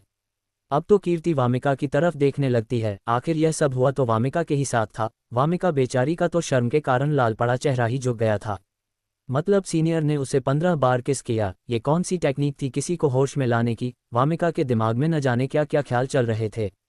पहले अक्षत ने उसके गर्दन के कपड़े ढीले किए और फिर चेस्ट को प्रेस किया और साथ में किस भी की। वो अब तुरंत ही उठकर अंदर कमरे में चली जाती है। कीर्ति तो वामिका का ऐसा शर्म से लाल पड़ा चेहरा देखकर मन ही मन हंस रही थी। वो धीरे से कहती है, ये तो अक्षत को पसंद करती है और अक्षत ने तो इसे किस भी कर दिया, वह भी इसको बचाने के लिए।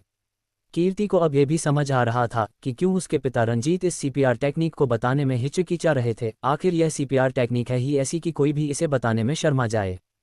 प्रिंसिपल रंजीत अब राजीव को बैठने में मदद करते हैं। राजीव तो अपने पल के झपका ही नहीं रहे थे, आखिर वो इतने शौक में जो थे। वो कहते हैं, क्या सीनियर की सीपीआर टेक्निक यही है? प्रिंसिपल रंजीत अपना सिर खुजाते हुए कहते हैं, पूरा कंफर्म तो मैं यह नहीं कह सकता, लेकिन मैंने जो भी देखा और समझा तो मुझे यही समझ आया। सीनियर वामिका के गर्दन की कट को मेडिसिन लगाकर ऐसे ही कुछ कर रहे थे, मैंने यही देखा था। राजीव कहते हैं, ओह अच्छा। इतना कहकर वो काफ़ी ज़्यादा सीरियस होकर कुछ सोचने लगे, आसमान की ओर देखकर।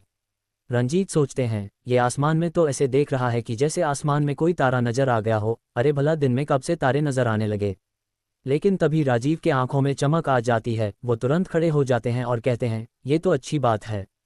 प्रिंसिपल रंजीत और कीर्ति राजीव को इतना जोश में देख सोचते हैं, क्या अच्छी बात है सीनियर का वामिका को किस करना या फिर इनको ये किस मिलना।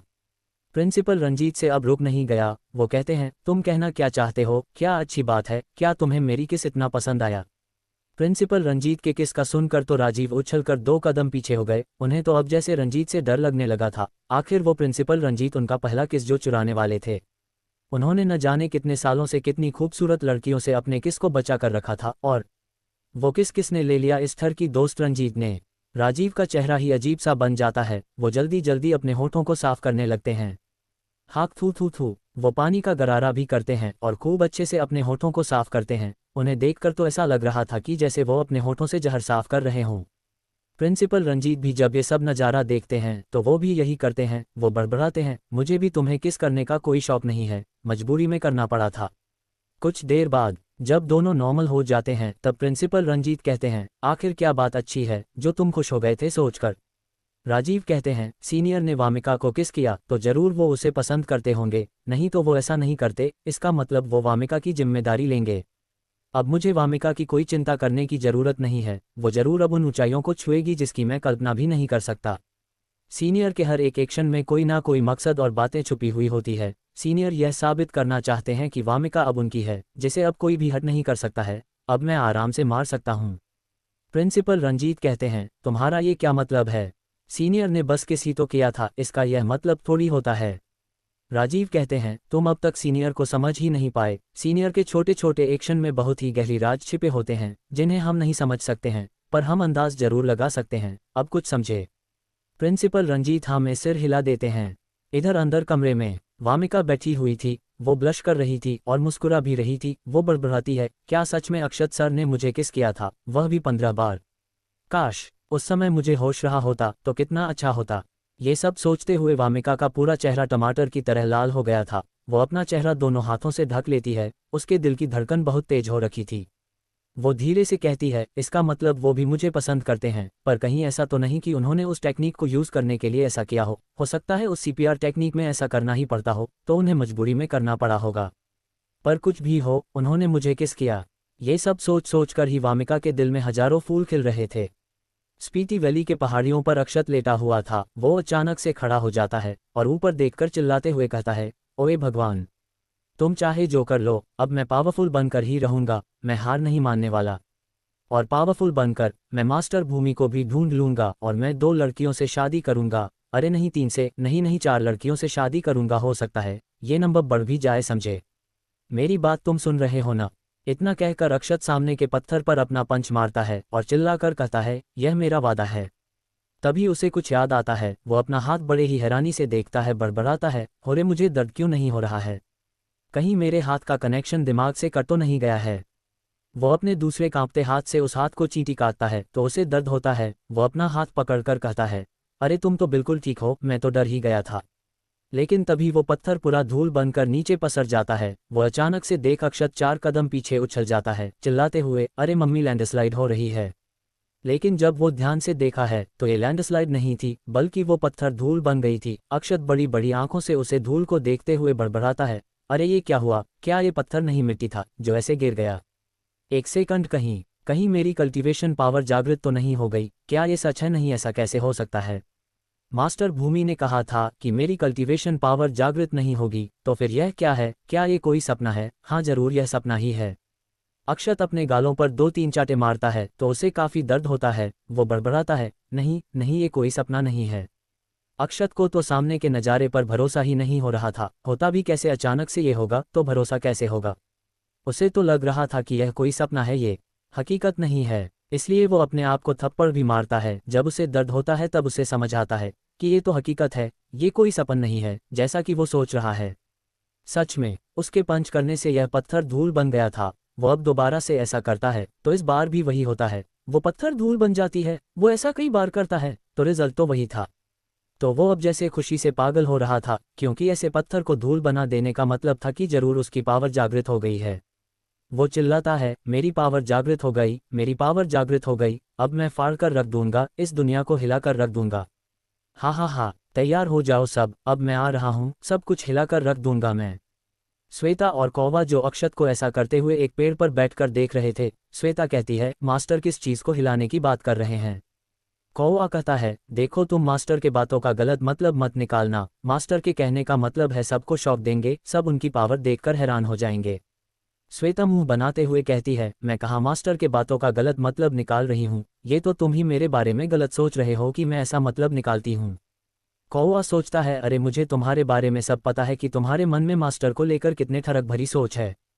श्वेता कहती है, अच्छा वो सब छोड़ो, वैसे देखो मास्टर तो कितना अच्छा एक्टिंग कर लेते हैं। कौवा कहता है, हाँ तुम सही कह रही हो, मास्टर हैं ही कमाल की, वो सब में एक्सपर्ट है। अक्षत अब शांत हो जाता है और बैठकर बड़बड़ाता है, एक सेकंड, अब मुझे आसपास की एनर्जी को महसूस करने की भी कोशिश करनी ही चाहिए और उन्हें सोखने की भी। अक्षत अब आंखें बंद करके खूब कोशिश करता है, पर उसे घंटा कुछ महसूस हो रहा था। बिल्कुल सब कुछ पहले जैसा ही था, लेकिन हाँ उसे अब एनर्जी चारों ओर बहती हुई जरूर हल्की हल्की दिखाई दे रही थी, बस वो महसूस करके सोख नहीं पा रहा था। अक्षत की आत्मिक क्षेत्र में उसकी जो आत्मा ऊपर तैर रही थी, जिसने आंखें बंद कर रखी थी, अब उसकी आंखें हल्की सी खुल जाती है। ऐसा लग रहा था कि जैसे वो धीरे धीरे खुलती जाएंगी। अक्षत काफी कोशिश करने के बाद भी जब नहीं कर पा तो वो खड़ा हो जाता है। वो ऊपर देखकर चिल्लाते हुए कहता है, तुम यह मेरे साथ क्या मजाक कर रहे हो भगवान? जब जागृत कर दिया तो मैं उस एनर्जी को महसूस क्यों नहीं कर पा रहा हूँ? तुम ये मेरे साथ चीटिंग कर रहे हो, ये अच्छा नहीं करो यार, कम से कम मेरे प्यारे से शक्ल को देख कर दया तो का दो। कौवा कहता है, मास्टर फिर से उस भगवान से बात कर रहे हैं, पर हमने तो आज तक उस भगवान की ना कभी शक्ल देखी और ना कभी आवाज सुनी, क्या वो गूंगा है? श्वेता कहती है, हो सकता है वो भगवान किसी टेक्निक का यूज करके बात करता हो जिससे मास्टर के अलावा और कोई उसकी बात सुन ही नहीं सकता है। कौवा कहता है, हाँ तुम तो सही कह रही हो, ऐसा हो सकता है, वैसे वो मास्टर को काफी परेशान करता है, मिल जाए तो मैं उसको जरूर एक सबक सिखाना चाहूंगा। श्वेता कहती है, अब तुम भी टॉमी की तरह फालतू का बकवास मत करो, जरा सोचो जो मास्टर को ऐसे परेशान कर सकता है, क्या तुम उसके अंगुली के नाखून के बराबर भी हो गए? पहले तो खुद मास्टर के एक अंगुली के बराबर तो बन जाओ, तब बातें करना ऐसी। ये सुनकर तो कौवे का चेहरा ही शर्म से झुक जाता है, उसने तो बस ऐसे ही फ्लो में बोल दिया था, बिना कुछ इस पर ज्यादा सोचे समझे। श्वेता कहती है, सोचो कहीं अगर वो भगवान और ईश्वर मास्टर के पेरेंट्स या भाई निकले तो क्या तब भी तुम ऐसा कर पाओगे? ये सुनकर तो कौवा काम जाता है। वो कहता है, ये तो मैंने सोचा ही नहीं, भला कोई अपने पेरेंट्स और रिलेटिव के खिलाफ किसी को क्यों पसंद करेगा? कौवा ये सोचकर तो वो बेचारा डिप्रेशन में चला जाता है। वो कहता है, अरे ये तो गलती हो गई, मैं तो एक बार मास्टर के साथ मिलकर उस भगवान और ईश्वर दोनों को भर भर के गालियां भी दी थी। श्वेता कहती है, चलो कोई बात नहीं, भूल जाओ उसे, बड़े और पावरफुल लोग हम जैसे की बातों पर ज्यादा ध्यान नहीं देते हैं। कौवा अब जाकर थोड़ा रात की सांस लेता है। वो तो डर ही गया था कि कहीं सच में अगर वो भगवान और ईश्वर मास्टर के पेरेंट्स निकले तब तो उसकी वोट लग जाएगी। बेचारा अक्षत अब शांति से बैठ जाता है और बड़बड़ाता है, मास्टर भूमि ने कहा था कि मेरे अंदर कभी कल्टीवेशन पावर जागृत ही नहीं होगी, पर वो तो जागृत हो गई, शायद मास्टर भूमि को कोई गलतफहमी हो गई होगी। वैसे अक्षत मास्टर भूमि पर काफी भरोसा करता है, तो इस कारण से ही जब भूमि ने ये कहा था तब से ही अक्षत मान बैठा था कि उसके अंदर कोई भी कल्टीवेशन पावर कभी भी जागृत ही नहीं होगी। हाँ, वो बाहर ही बाहर मानता रहता, पर उसमें ये कॉन्फिडेंट था ही नहीं कि कब उसकी पावर जागृत भी होगी। जब कॉन्फिडेंट ही नहीं था तो जब भी रिजल्ट बेकार आता तब तब उसे यही लगता कि उसके अंदर पावर ही नहीं है। जबकि रिजल्ट बहुत ही पॉजिटिव होता था, जैसे स्टोन पर क्रैक और उनका टूटकर धूल बन जाना, पर सामने से तो उसे लगता कि उसकी कल्टीवेशन पावर जागृत ही नहीं है। और अक्षत ने कभी मास्टर भूमि की इन शब्दों के दूसरे पहलू को देखा ही नहीं और ना ही उसे समझने की कोशिश की कि उनके कहने का ये भी तो मतलब है कि जिसकी कल्टीवेशन पावर पहले से ही जागृत है तो उसकी कल्टीवेशन पावर दोबारा क्यों ही जागेगी? तो उन्होंने कह दिया होगा कि तुम्हारा कल्टीवेशन पावर जागृत ही नहीं होगा, क्योंकि वह ऑलरेडी जागृत ही है, बस तुम ही उसे महसूस नहीं करना चाहते हो। अक्षत अब अपने बालों में हाथ फेरता है और कहता है, अरे मुझे ज्यादा चिंता नहीं करनी चाहिए, मैं तो अब नागपुर एकेडमी जाने ही वाला हूँ, वहां चलकर मैं सब कुछ तो सीख ही जाऊंगा। हाँ हाँ हाँ, अब तो मैं सब कुछ सीख कर दिखाऊंगा कि आखिर एक दूसरी दुनिया का लड़का क्या करता है। जो एक एडवांस साइंस की दुनिया से आया है, तुम सब अब देखते ही रह जाओगे। ही। शाम हो रही थी तो अक्षत अब घर की तरफ निकल पड़ता है। उसके चेहरे पर एक बड़ी सी स्माइल थी जो ये बता रही थी कि वो कितना खुश है। उसका तो मन कर रहा था कि वो सबको चिल्ला चिल्ला कर बताएं। अगर सामने वाणी होती तो शायद अक्षत उसे इस खुशी में किस ही कर लेता, पर वो शांत था। वो अब सिटी बजाते मस्ती में चलते हुए जा रहा था। आखिर बात ही ऐसी थी। नागपुर जहर हॉल। एक विशेष कमरे में जहर लॉर्ड बैठा हुआ था। उसके आसपास जहर की एक धुंध घूम रही थी जो उसे बहुत ही खतरनाक दिखा रही थी। उसके सामने एक जहर मास्टर आकर कहता है, जहर लॉर्ड पहले श्रेष्ठ और बाकी के सभी मारे जा चुके हैं।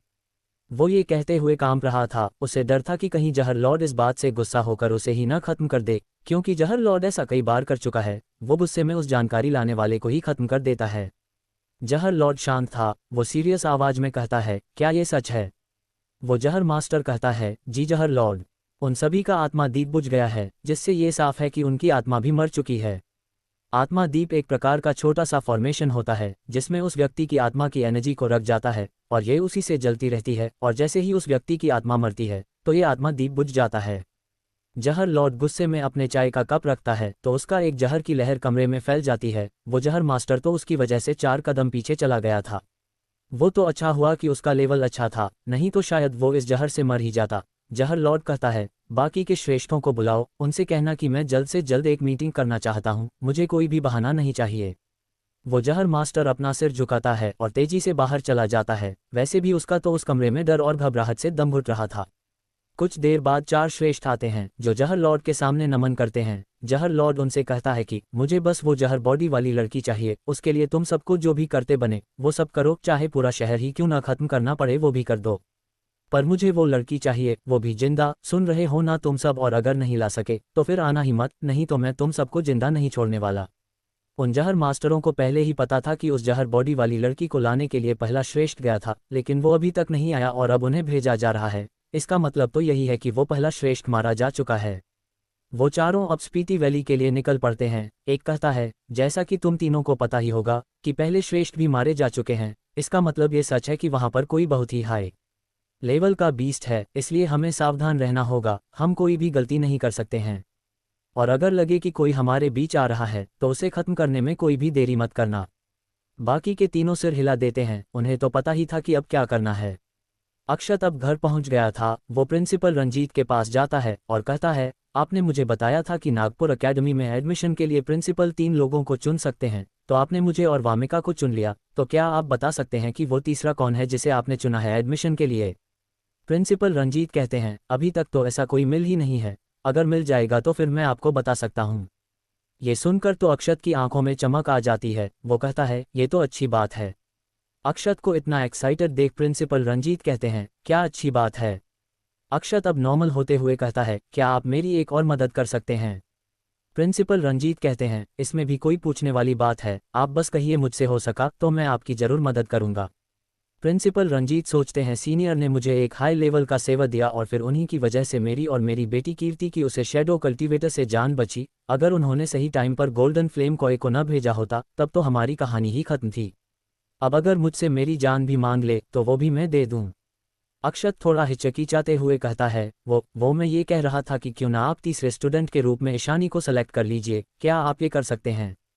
प्रिंसिपल रंजीत तो हंसते हुए कहते हैं, बस इतनी सी बात, ठीक है, मैं तीसरे स्टूडेंट के तौर पर मिस ईशानी को सेलेक्ट करता हूं। मैं आप तीनों का ही नागपुर एकेडमी की तरफ से स्वागत करता हूं। अक्षत कहता है, आपका इसके लिए धन्यवाद। अक्षर की खुशी तो आप और भी बढ़ गई थी। अब ईशानी जो उसके साथ जाने वाली थी, वो ईशानी को यहाँ अकेले छोड़कर जाना नहीं चाहता था। इन दोनों से थोड़ी ही दूरी पर ईशानी खड़ी थी। उसने सारी बात सुन ली थी। उसके चेहरे पर एक मुस्कान थी। फिर वो भीतर चली जाती और कहती है, ये लड़का मुझे एकेडमी में अपने साथ क्यों ले जाना चाहता है? कहीं इसके इरादे कुछ ऐसे वैसे तो नहीं है? नहीं, वहाँ बहुत सारे स्टूडेंट होंगे तो ऐसा कर पाना नामुमकिन होगा। वो वहाँ मेरे साथ कोई बदतमीजी नहीं करेगा। इतना कहकर ईशानी ब्लश करने लगती है। वो धीरे से कहती है, वो मुझे अपने साथ ले जाना चाहता है, मुझे अकेला नहीं छोड़ना चाहता है। उसने मेरे लिए प्रिंसिपल रंजीत से रिक्वेस्ट की, वो बहुत अच्छा है। ईशानी तो सोच रही थी अक्षत के बारे में और साथ में ब्लश भी कर रही थी। वो कहती है, आखिर मैं उसकी लगती ही क्या हूँ जो वो मेरी इतनी चिंता करता है, पागल कहीं का। अक्षत बाहर रंजीत से बात करके अंदर जा ही रहा था कि उसकी नज़र वामिका पर पड़ गई, जो बाहर ही खड़ी थी। उनसे थोड़ी दूरी पर वो वामिका के पास आता है और कहता है, वामिका तुम कैसी हो? क्या तुम ठीक हो? अचानक से अक्षत को ऐसे देख वामिका को वो सब बातें याद आ जाती है जो रंजीत ने बताई थी, मतलब कि सीपीआर टेक्निक। उसकी याद आती है, उसका चेहरा टमाटर की तरह लाल हो जाता है। वो अपना चेहरा छुपाने लगती है और धीरे से कहती है, मैं ठीक हूँ। अक्षत तो उसके गाल पर हाथ रख लेता है, तो अचानक से अक्षत के ऐसे छूने से वामिका के अंदर जैसे एक कर्सा दौड़ जाता है। वामिका के तो रोंगटे खड़े हो जाते हैं। यह एहसास ही उसके लिए अलग था जो उसे बहुत अच्छा फील करा रहा था। अक्षत उसके चिन पर हाथ रखकर उसका चेहरा ऊपर करता है, तो दोनों की नज़रें एक दूसरे से मिल जाती है। दोनों ऐसे एक दूसरे को देख रहे थे, दोनों एक दूसरे में खोते जा रहे थे। दोनों को देखकर लग रहा था कि जैसे कोई जन्मों के पिछड़े मिल रहे हों। दोनों की ही नज़रें एक दूसरे को टटोल रही थी। उनके बीच की दूरी धीरे धीरे कम हो रही थी। ऐसा लग रहा था कि जैसे आज उनके बीच की सारी दूरियां, हिचक, शर्म खत्म हो जाएंगी। वामिका की धड़कनें बढ़ गई थी। वो लगातार अक्षत को देख रही थी। उसका गला सूख रहा था। पता नहीं क्या जादू था अक्षत में जो वामिक को ऐसा करने पर मजबूर कर रही थी। उसकी नज़रें जैसे अक्षत पर से हट ही नहीं रही थी। उसका दिल अक्षत से नज़रें हटाने को रोक रहा था। उसकी पलकें भी यही कर रही थी। वो झपकने का नाम ही नहीं ले रही थी। ऐसा लग रहा था कि जैसे वामिका एक ही बार में अक्षत को अपने आंखों में भर लेना चाहती हो। वो सोचती है, अक्षत सर ये क्या कर रहे हैं? क्या वो मुझे किस करने वाले हैं? पर वो ऐसे सबके सामने करेंगे। मुझे तो शर्म आ रही है। क्या मैं दूर हो जाऊं? नहीं, मुझे वो किस चाहिए। पर पिताजी और रंजीत अंकल भी देख रहे हैं। वामिका बेचारी कंफ्यूज हो गई थी कि उसे क्या करना चाहिए। उसे अक्षत की किस भी चाहिए और ऊपर से उसके पिता और अंकल दोनों देख भी रहे हैं। अक्षत सोच रहा था, बाप रे बाप, ये कितनी क्यूट लग रही है। कहीं मैं इसकी इस खूबसूरती के कारण पागल ना हो जाऊं। भला कोई शाम को भी हल्के प्रकाश में इतना खूबसूरत कैसे लग सकता है। मेरा तो मन कर रहा है कि इसकी गाल को खींच लूं। मुझे अचानक से इतनी गर्मी क्यों लग रही है? मेरा मन अब इसके होठों को किस करने को कर रहा है। मुझे ये क्या हो रहा है? होश में आ अक्षत, होश में आ। तू यहाँ वामिका के परमिशन के बिना सबके सामने कुछ नहीं कर सकता है। कंट्रोल रख अपने ऊपर। इन दोनों को ऐसे देख तो कोई बहुत गुस्से में था। वो थी ईशानी जो फिर से बाहर चली आई थी, पर वो आकर इन दोनों को ऐसे देख रही थी तो उसे गुस्सा आ रहा था। उसका तो मन कर रहा था कि वो जाकर अक्षत को पीछे से एक लात मारे। वो बड़बड़ाती है, देखो कैसे उसे घूर रहा है, जैसे किसी लड़की को देखा ही नहीं हो। मन तो कर रहा है कि इसका गला हो घोंट दूं या फिर आंखें ही फोड़ दूं। न रहेगी आंख, न किसी और लड़की को ऐसे घूरेगा। इसके अंदर तो शर्म नाम की चीज नहीं है। सबके सामने ऐसा कर रहा है। मुझे तो कभी ऐसे नहीं देखता। वो अब देखती है कि दोनों थोड़ा थोड़ा पास आते जा रहे थे। अब तो यह उससे देखा ही नहीं जा रहा था। ये कुछ ज्यादा ही नहीं हो रहा था। वो पीछे से जाकर सच में अक्षत को एक लात मारती है। अक्षत गिरने लगता है वामिका के ऊपर। वो तुरंत ही अपनी पोजीशन बदल लेता है, मतलब अब वामिका उसके ऊपर गिर रही थी। ईशानी गुस्से से ही कहती है, तुम ये कर क्या रहे हो? पर अक्षत को कहाँ ये सुनाई देने वाला था। वो तो जमीन पर पड़ा था और उसके ऊपर वामिका पड़ी हुई थी। अक्षत अपने मिशन में कामयाब रहा। उसने वामिका को रेस्क्यू कर लिया था, जिसकी खुशी उसके चेहरे पर साफ साफ झलक रही थी। अक्षत ने वामिका को कसकर अपने बाहों में ले लिया था ताकि उसको चोट ना लगे। अक्षत नीचे था और वामिका उसके ऊपर। सभी तो अब आंखें फाड़ फाड़ कर देख रहे थे। ईशानी भी देख रही थी। उसे नहीं लगा था कि दोनों साथ में ऐसे गिर जाएंगे। वो देखती है कि अक्षत आंखें बंद करके मुस्कुरा रहा है। उसे देखकर लग रहा था कि उसे गिरने में बहुत मजा आया। आता भी क्यों नहीं, आखिर वो है तो एक लड़का ही ना। और अगर उसके ऊपर कोई खूबसूरत लड़की गिरेगी तो मजा तो आएगा ही।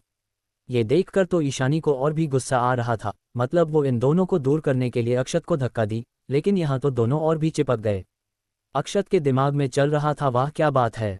सच में जब भगवान आपके साथ हो तो सब अपने आप ही मिल जाता है। मेरा मन कर रहा था कि मैं वामिका को किस कर दूं।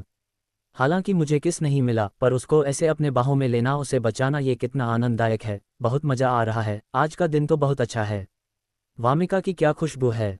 मन तो कर रहा है कि इसे ऐसे ही हक करके यही सो जाऊं। आज पता चल रहा है कि किसी लड़की को अपने बाहों में ऐसे बचाते हुए गिरने में एक अलग ही मजा है। वामिका ने अपनी आंखें बंद कर रखी थी। उसे बहुत अच्छा लग रहा था ऐसे अक्षत की बाहों में। वो अक्षत के बॉडी की गर्माहट को महसूस कर पा रही थी। तभी ईशानी कहती है, क्या तुम दोनों ऐसे ही रात भर पड़े रहोगे? वामिका अब ये सुनकर अपने होश में आ जाती है। वो उठने लगती है। वो अक्षत की बाहों से निकलने की कोशिश कर रही थी। उसका चेहरा शर्म से लाल हो गया था कि उसे सब देख रहे हैं। आज सुबह ही वो सबके सामने शर्म से लाल हो गई थी, और अब शाम को भी।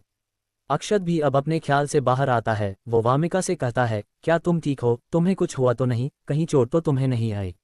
वामिका अक्षत को बड़े ही प्यार से नजरें छिपाकर देख रही थी। वो सोचती है, मुझे कैसे चोट लग सकती है? आपने मुझे बचा लिया, खुद नीचे आकर। आप बहुत अच्छे हो। वामिका का तो चेहरा शर्म से लाल पड़ा हुआ था। उसके मुंह से एक आवाज तक नहीं निकलती। वो बस अपना सिर हिला देती है। अक्षत को लगा कि कहीं वामिका के गले में कोई दिक्कत तो नहीं आ रही है। वो तुरंत ही बैठकर वामिका के गर्दन को अपने हाथ से छूकर देखने लगता है। अक्षत के हाथ जैसे ही वामिका के गर्दन को छू रहे थे तो वामिका को कुछ कुछ हो रहा था। उसके रोंगटे खड़े हो रहे थे, धड़कनें बढ़ी हुई थी, गला सूख रहा था और गर्मी लग रही थी। वो तो अब शर्म के कारण अक्षत की तरफ देख भी नहीं रही थी। अक्षत कहता है, तुम्हारा तो गर्दन बिल्कुल सही है। वामिका अब उठकर वहां से अंदर चली जाती है। उसका तो जैसे यहाँ सांस ही रुक गया था। अक्षत वामिका को ऐसे जाते देखा सोचता है, अरे इसे क्या हो गया? मैं तो बस चेक कर रहा था, कहीं ये बुरा तो नहीं मान गई। अक्षत अब राजीव और रंजीत की तरफ देखता है तो दोनों अपनी अपनी नज़र इधर उधर कर लेते हैं, मानो ये कह रहे हो कि अरे यहाँ क्या हुआ, हमने तो कुछ देखा ही नहीं, हम तो बस यहाँ आसपास के पेड़ पौधे को देख रहे हैं, ये तो बहुत ही खूबसूरत है। अक्षत अब ईशानी को देखता है जो काफ़ी गुस्से में थी। वो सोचता है ये इतने गुस्से में क्यों है, मैंने इसके साथ तो कुछ गलत थोड़ी कर दिया। अक्षत कहता है, तुमने मुझे पीछे से लात क्यों मारी, अभी वामिका को चोट लग जाती तो। ईशानी कहती है, पहले तुम ये बताओ कि तुम उसके साथ कर क्या रहे थे। अक्षत अपना सिर खुजाता है और सोचता है कहीं इसे पता तो नहीं चल गया कि मैं क्या सोच रहा था। वो कहता है, वो मैं उसके गले में लगी कट को देख रहा था कि वो ठीक तो है और कुछ नहीं। अब तुम ये बताओ कि तुमने ऐसा क्यों किया, अगर वामिका को चोट लग जाती तो। ईशानी कहती है, तुम्हें उसकी बहुत चिंता है और जब तुम मेरे ऊपर गिर गए थे तब तुम्हें मेरी चिंता बिल्कुल भी नहीं हुई। अक्षत अब बस सिर खुजाता ही रह जाता है। वो सोचता है क्या ये इस बात से नाराज है, हाँ याद आया, इसको चोट भी लगी होगी, शायद तभी इतना गुस्सा कर रही है। सच में लड़कियों को समझना आसान नहीं है, मेरे जैसे लड़के को तो बिल्कुल भी नहीं। काश मैं अपनी दुनिया में अपनी क्रश को अपना गर्लफ्रेंड बना लिया होता, तो शायद मुझे लड़कियों के बारे में कुछ तो जरूर समझ आ जाता कि ये क्या चाहती है। ये चाहती कुछ और हैं और कहती कुछ और हैं, चल रहा होता है इनके मन में, करवाना चाहती हैं हमसे। अक्षत कहता है, मैंने कोशिश की थी तुम्हें बचाने की, पर तुम थोड़ा दूर थी तो काम नहीं बन पाया और कुछ और ही हो गया। इतना कहकर अक्षत के दिमाग में कुछ चलने लगता है। ईशानी देखती है कि अक्षत उसे ऐसे ही देख रहा है। उसे समझ आ गया कि अक्षत के दिमाग में वो सीन चल रहा है। अब तो बेचारी का चेहरा लाल हो जाता है। वो तुरंत ही अक्षत को एक मुक्का मुंह पर मारती है और कहती है, तुम क्या अनाप शनाप सोच रहे हो, तुम्हारी नजरें कहाँ है, बेशर्म कहीं के। इतना सब कुछ कहने के बाद वो अंदर भाग जाती है। अक्षत के नाक से खून आ रहा था। ये ठरक के कारण नहीं था बल्कि ईशानी के पंच के कारण था। वो बड़बड़ता है, इसे कैसे पता कि मैं क्या सोच रहा था, कहीं ये मेरे दिमाग में जो चल रहा है पढ़ तो नहीं लेती है, मुझे अब इससे सावधान रहना होगा। वो अब अपना चेहरा सही करते हुए कहता है, मुझे अब इसके पंच की आदत डाल लेनी चाहिए। अक्षत फिर से जब राजीव और रंजीत की तरफ देखता है तो वो दोनों फिर से इधर उधर देखने लगते हैं। अक्षत बड़बड़ाता है, रहने भी दो दिखाने को कि तुम दोनों कुछ नहीं देख रहे हो, तुम दोनों को एक्टिंग का भी नहीं पता है। रात का खाना खत्म करने के बाद अक्षत घर के पीछे जाता है। वो देखता है कि ईशानी वहां बैठी हुई है और वो ऊपर देख रही है। उस पर पड़ता चंद्रमा का प्रकाश और भी खूबसूरत दिखा रहा था उसे। अक्षत तो उसे देखते ही रह गया था। अक्षत अब उसके पास आ जाता है, लेकिन ईशानी तो कहीं और ही खोई हुई थी। उसे पता ही नहीं चला कि कब अक्षत उसके करीब आकर बैठ गया। अक्षत खांसता है तो ईशानी चौंक जाती है। वो कहती है, तुम यहाँ क्या कर रहे हो? अक्षत कहता है, वो मैं तुमसे पूछने आया था कि तुम्हें सुबह कहीं चोट तो नहीं लगी थी। अक्षत सच में यही करने आया था, उसे ईशानी की चिंता हो रही थी। ईशानी को याद आ जाता है कि उसके कमर में चोट तो लगी है, लेकिन वो कहती है, नहीं मुझे कहीं नहीं चोट लगी थी। अक्षत कहता है, क्या सच में तुम्हें कोई चोट नहीं आई थी? ईशानी कहती है, नहीं मैं ठीक हूँ। उद्धरण चिन्ह। अक्षत फिर से कहता है, सच में क्या थोड़ा सा भी चोट नहीं लगा था? ईशानी अब गुस्सा हो जाती है। वो कहती है, चोट लगी थी तो क्या तुम उस पर मेडिसिन लगाओगे? अक्षत मुस्कुराता है, हाँ मैं लगा दूंगा, वैसे भी वो मेरी ही वजह से तो लगी थी। ये सुनकर तो ईशानी का गुस्सा ही खत्म हो जाता है। वो अक्षत के आंखों में अपने लिए केयर देख पा रही थी। अक्षत कहता है, कहाँ लगी है? ईशानी कहती है, कमर। उसे याद आता है कि उसने तो गलती से बहुत कुछ बोल दिया है। वो और कुछ कहती कि अक्षत कहता है, ओह कमर पर लगा है, कोई बात नहीं मेडिसिन में लगा देता हूँ, वो जल्दी ठीक हो जाएगी, तुम बस यहाँ बैठो। ईशानी अक्षत का चेहरा देखती है। उसके चेहरे पर एक प्यारी स्माइल थी। वो कहती है, ठीक है अच्छा। ईशानी अब बैठ जाती है। अक्षत अब मेडिसिन निकाल लेता है। जैसे ही ईशानी के पतली कमर पर उसकी नज़र जाती है तो उसका चेहरा लाल हो जाता है। उसकी धड़कनें भी तेज हो गई थी। उसे तो इतनी ठंड में भी गर्मी लगने लगी थी। वो सोचता है, इसकी कमर कितनी साफ है, बिल्कुल किसी बच्चे की तरह। अक्षत अपने गालों पर तमाचा मारता है ताकि ध्यान ना भटके उसका। वो अपने कांपते हुए हाथों से ईशानी के चोट पर मेडिसिन लगाने लगता है तो ईशानी के मुंह से आह निकलती है। उसे दर्द हो रहा था। अक्षत कहता है, सॉरी, मैं आराम से करता हूँ। हेलो दोस्तों, ये स्टोरी यहीं समाप्त होती है। अगर आपको ये स्टोरी पसंद आ रही है तो प्लीज़ कमेंट करें कि हाँ, ये स्टोरी आगे के चैप्टर तुरंत जल्दी लाइए, तो मैं आगे चैप्टर आपके लिए जल्दी से जल्दी बनाकर डालने का कोशिश करूँगा। अगर आप चैनल पर नए हैं तो प्लीज़ चैनल को सब्सक्राइब कर ले। तब मिलते हैं अगले चैप्टर में। Thank you for watching.